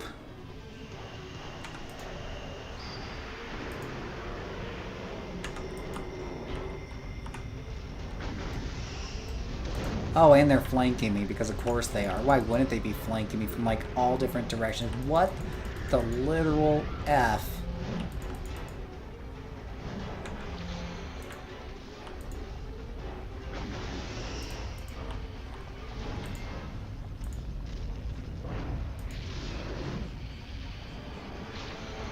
And of course he's a lieutenant. Why wouldn't they be lieutenants? We don't mess with minions in these adventures. No, no, no, no, no, no. We are lieutenants all the way, boys and girls. Go big or go home.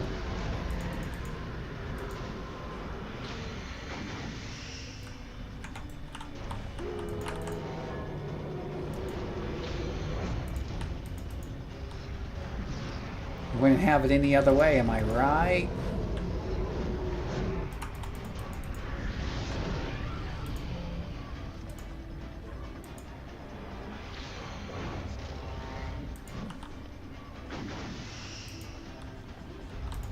Holy shiz.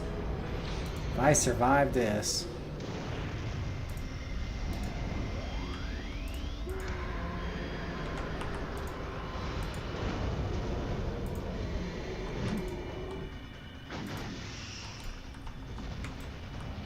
Freaking deserve a badge.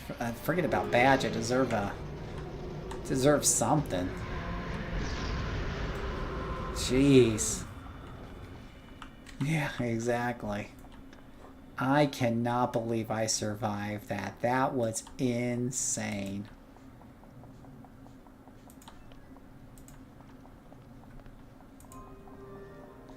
But no, I didn't get any rewards for that? Yeah, I've hardly gotten any XP for that. I should have, like, leveled 3 times over, I swear. There's something really weird about this.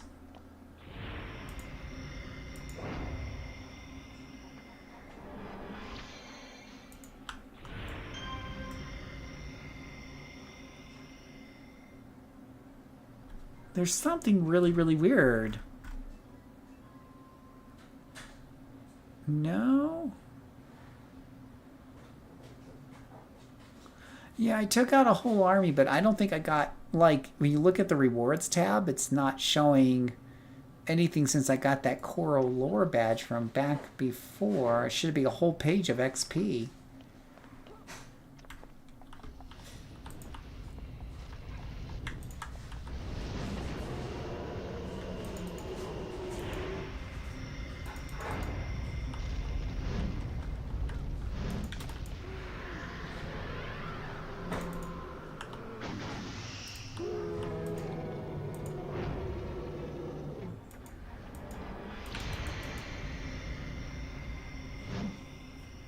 Yeah, I'm not getting any XP.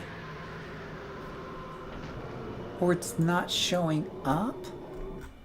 Yeah, you see right here it says you defeated, you defeated, you defeated, but you're getting no XP for a lot of those kills.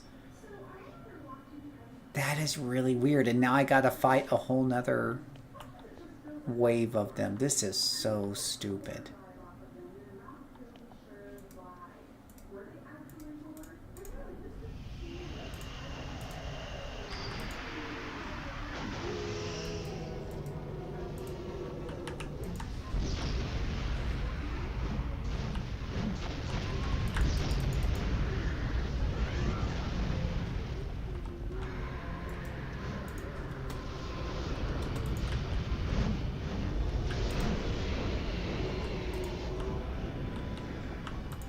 Holy cow, this will test your controller to their limits.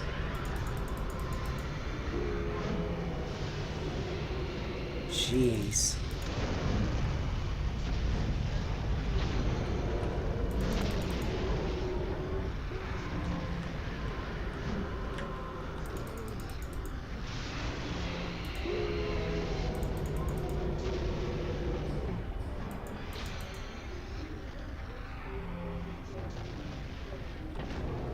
It's just really weird.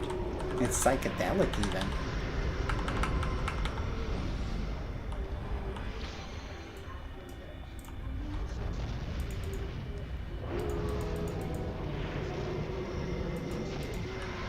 A stone behind me.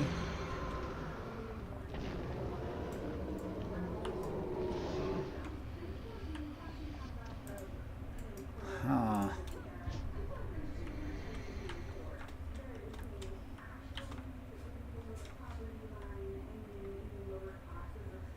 Where is there a stone?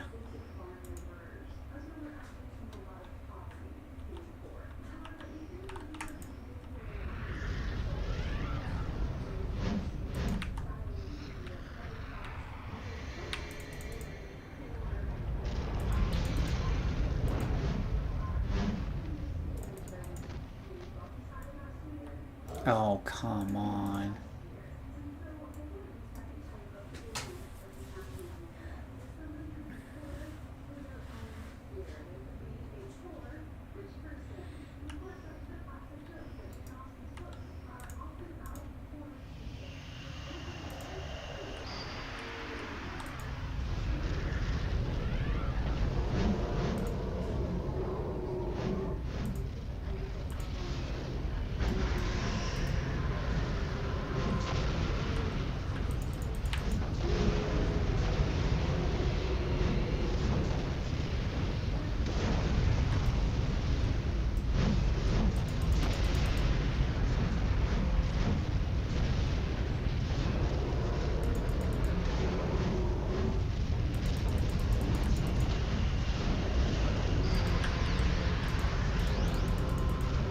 Having to heal my pet here. He's about to go down.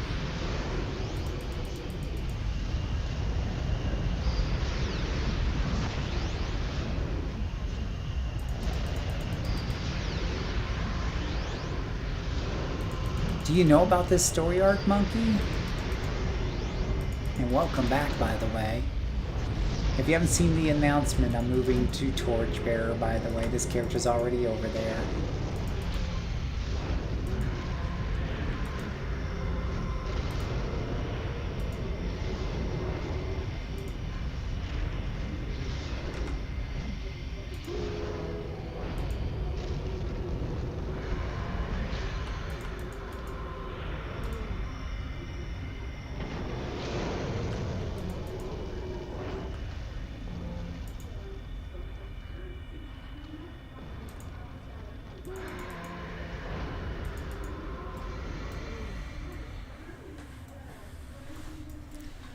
Yeah, I don't like this story arc.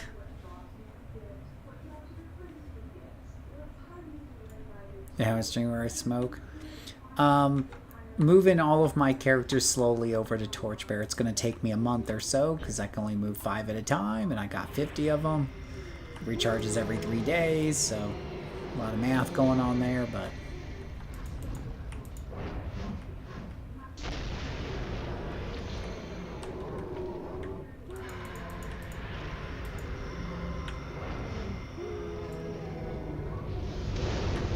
Oh, gosh.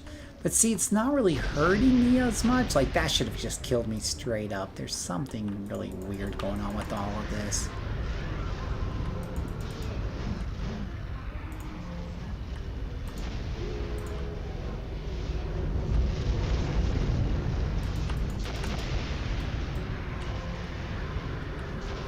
And my recharges seem to be much faster, I think.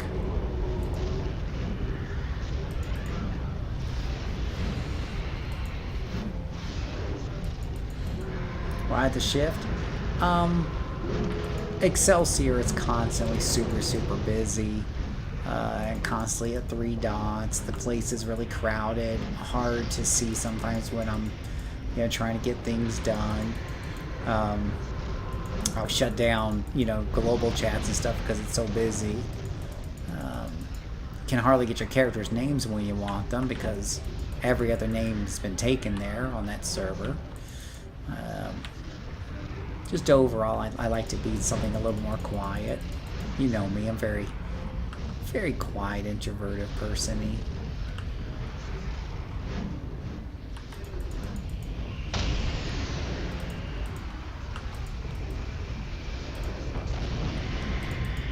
Yeah, my recharges are definitely much faster.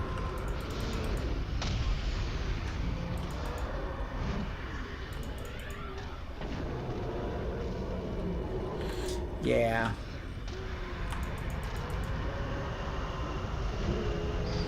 There's definitely advantages to being on a busy server, especially if you want to group, but I don't group very often. I like seeing a lot of people run around. That can be fun sometimes, but it definitely is too much on there. Torchbearer has a more population than some of the slowest servers, but definitely a lot less than Excelsior.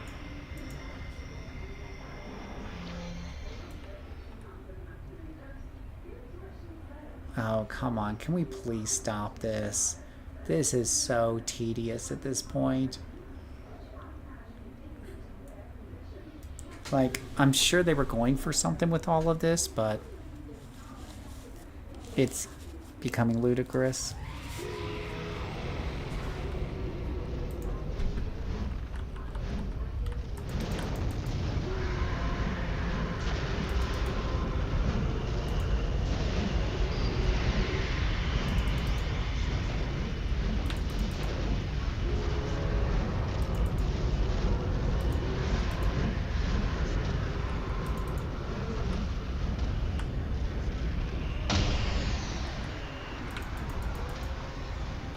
Man, this is a Blaster's dream come true, but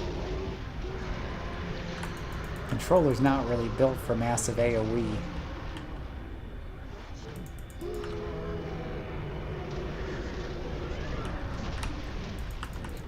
Yeah, exactly right. This is definitely part of the jank I don't like. I play Excelsior in the RP server. The name slips my mind. Yeah, we thought about the RP server for like 2 seconds, and we passed it up. I forget what it's called too.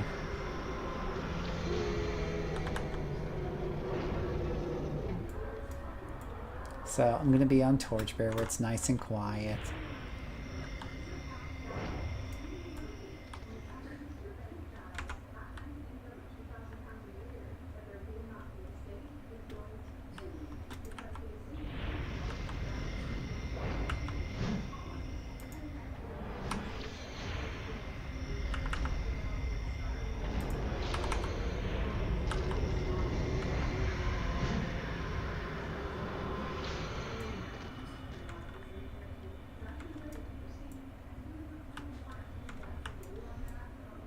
Oh, goodness gracious. Please tell me that's all of them. Though I'm sure one of the little buggers probably got away.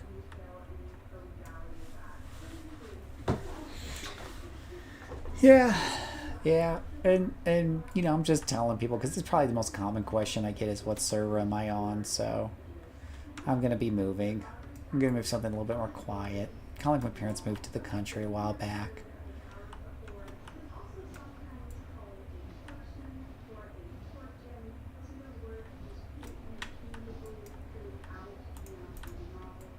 Oh, we found a guy.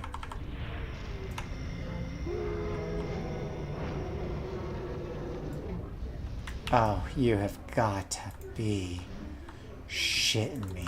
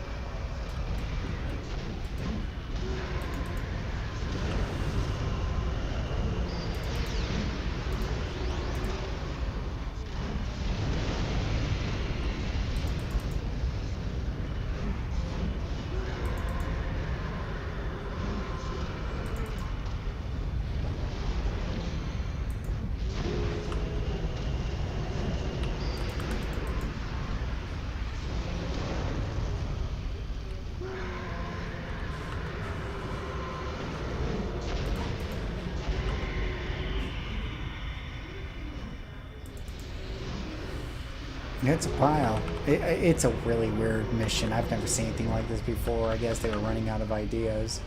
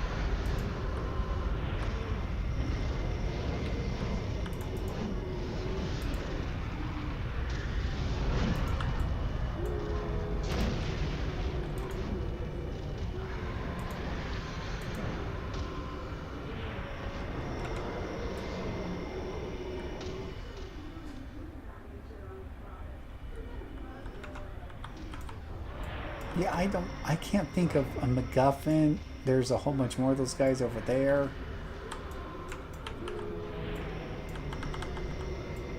Yeah, I'm getting no XP from any of this shit. This is the worst ever.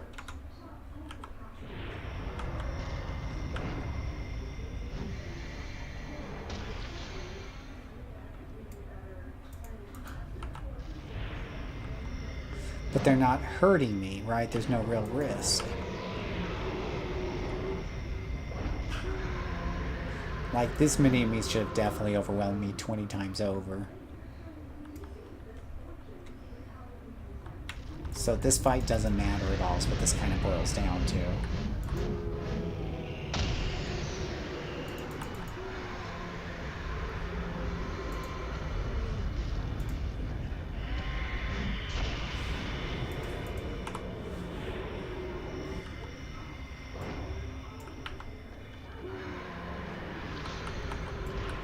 That's a good question.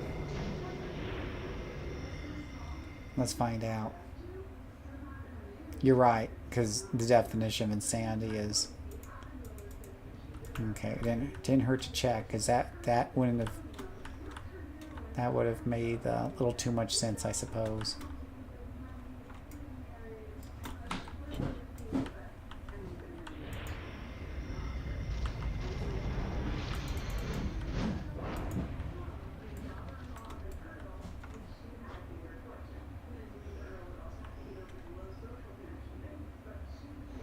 Alright, there has to be some MacGuffin or something I'm missing here. This is bullshit.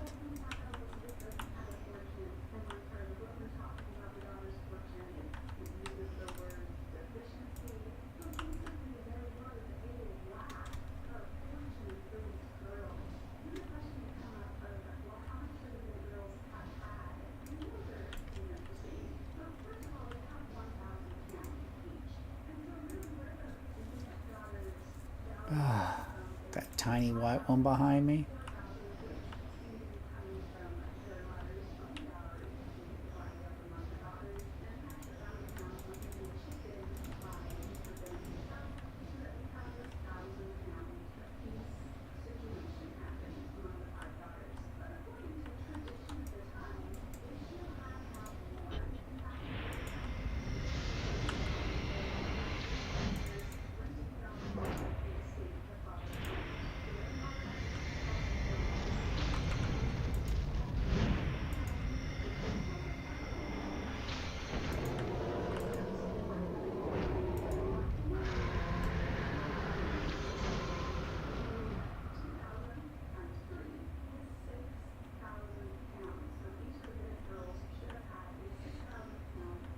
Hmm.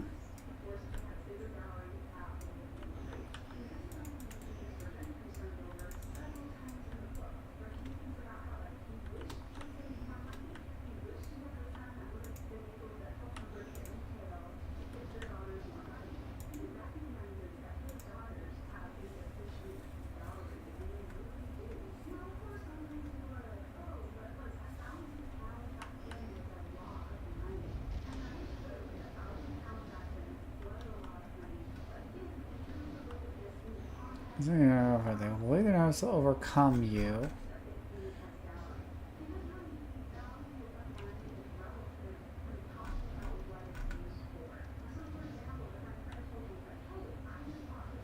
$200 of their rank, including a team.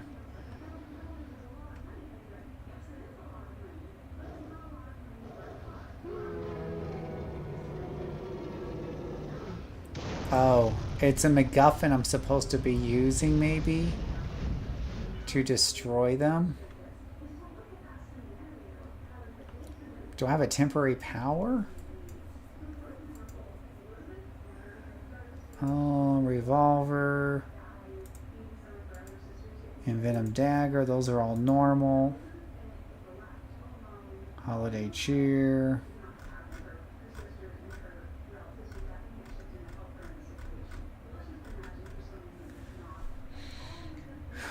He makes it sound like I'm supposed to have something that I'm supposed to have to be able to just blow them up.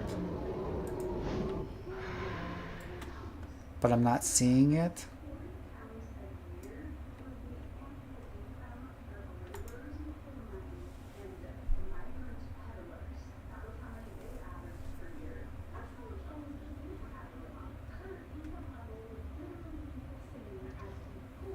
It's a blood coral that you hold. So this is probably going to keep happening until I do the blood coral whatever have you.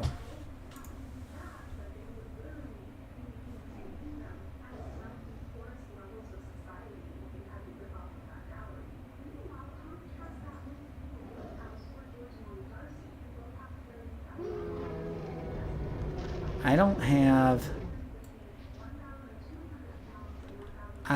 have... Yeah, I don't have... I don't really have a... Yeah, a temporary power item, so he seems to imply I should use this thing to destroy them, but...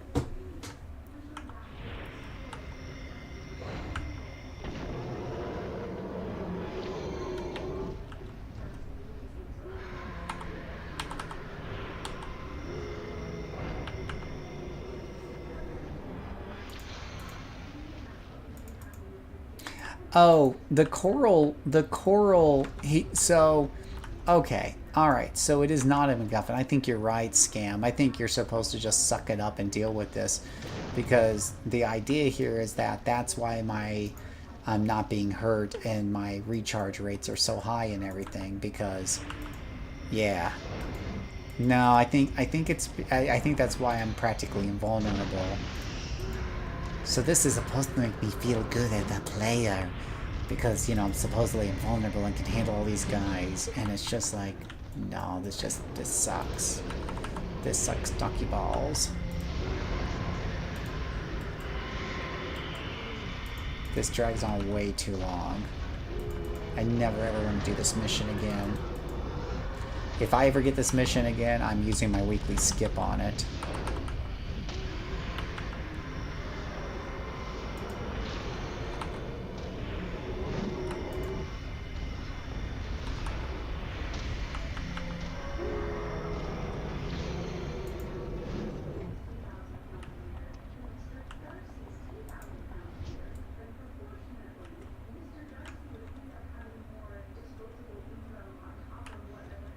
Yeah, so basically it's the coral that's making me have all these very fast recharge rates and practically unlimited endurance. That's why you're seeing me practically fight non-stop without taking a knee. But, yeah, this is about as much fun as going to the dental office.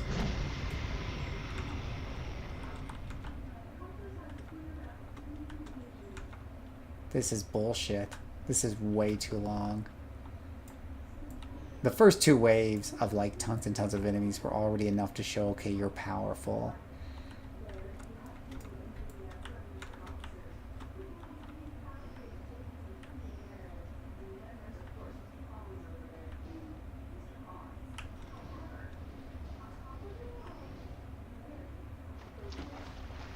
Now there's probably like 2 of them hiding in a corner somewhere. Oh, found one.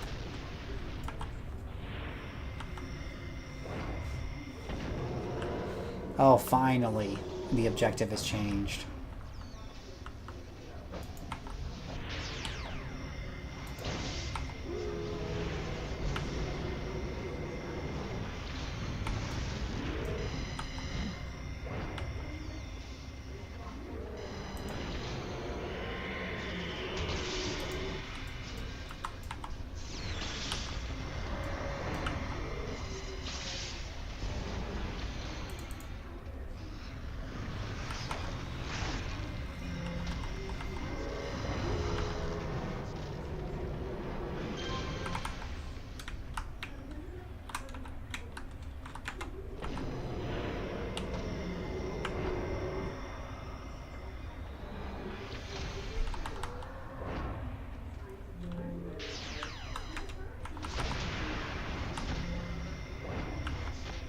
Yeah, right.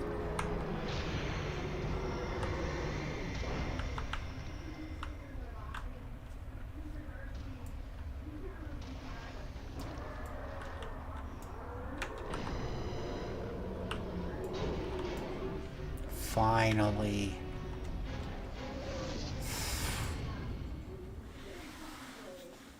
Ugh, my wrist is killing me. I really need to take a break. Prismatic Aether. Yeah, you better give me a mother effing Prismatic Aether for that bullshit.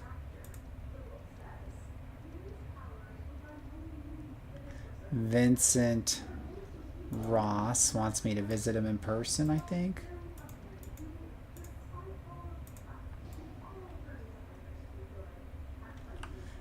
Still haven't given me any merit rewards yet.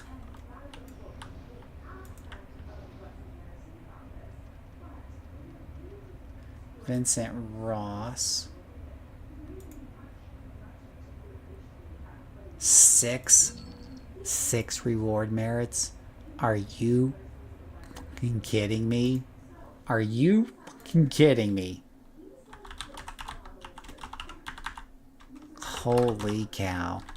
What's the name of this story arc so I can give it like a 1 on my spreadsheet? Old friends and new enemies. Oh my gosh.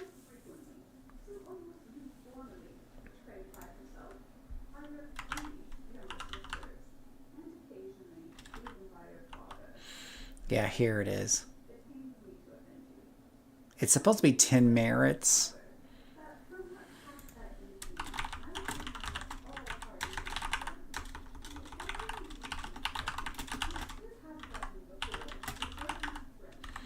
That would be a lot faster, obviously, on a blaster. But not really great on a controller. Ugh. Okay, well that's definitely it for me. Yeah, only 6 reward merits, and I think that was an Ouroboros. I'm not sure. Alright guys, I gotta get to bed. Thank you so much for hanging out with me tonight. Raid Shadow, McGarth, how are you doing? Scam, appreciate you stopping by. Thank all of you. I hope you have a great evening. I'm gonna go rest. Have a good one. Thank you so much, and may God bless you.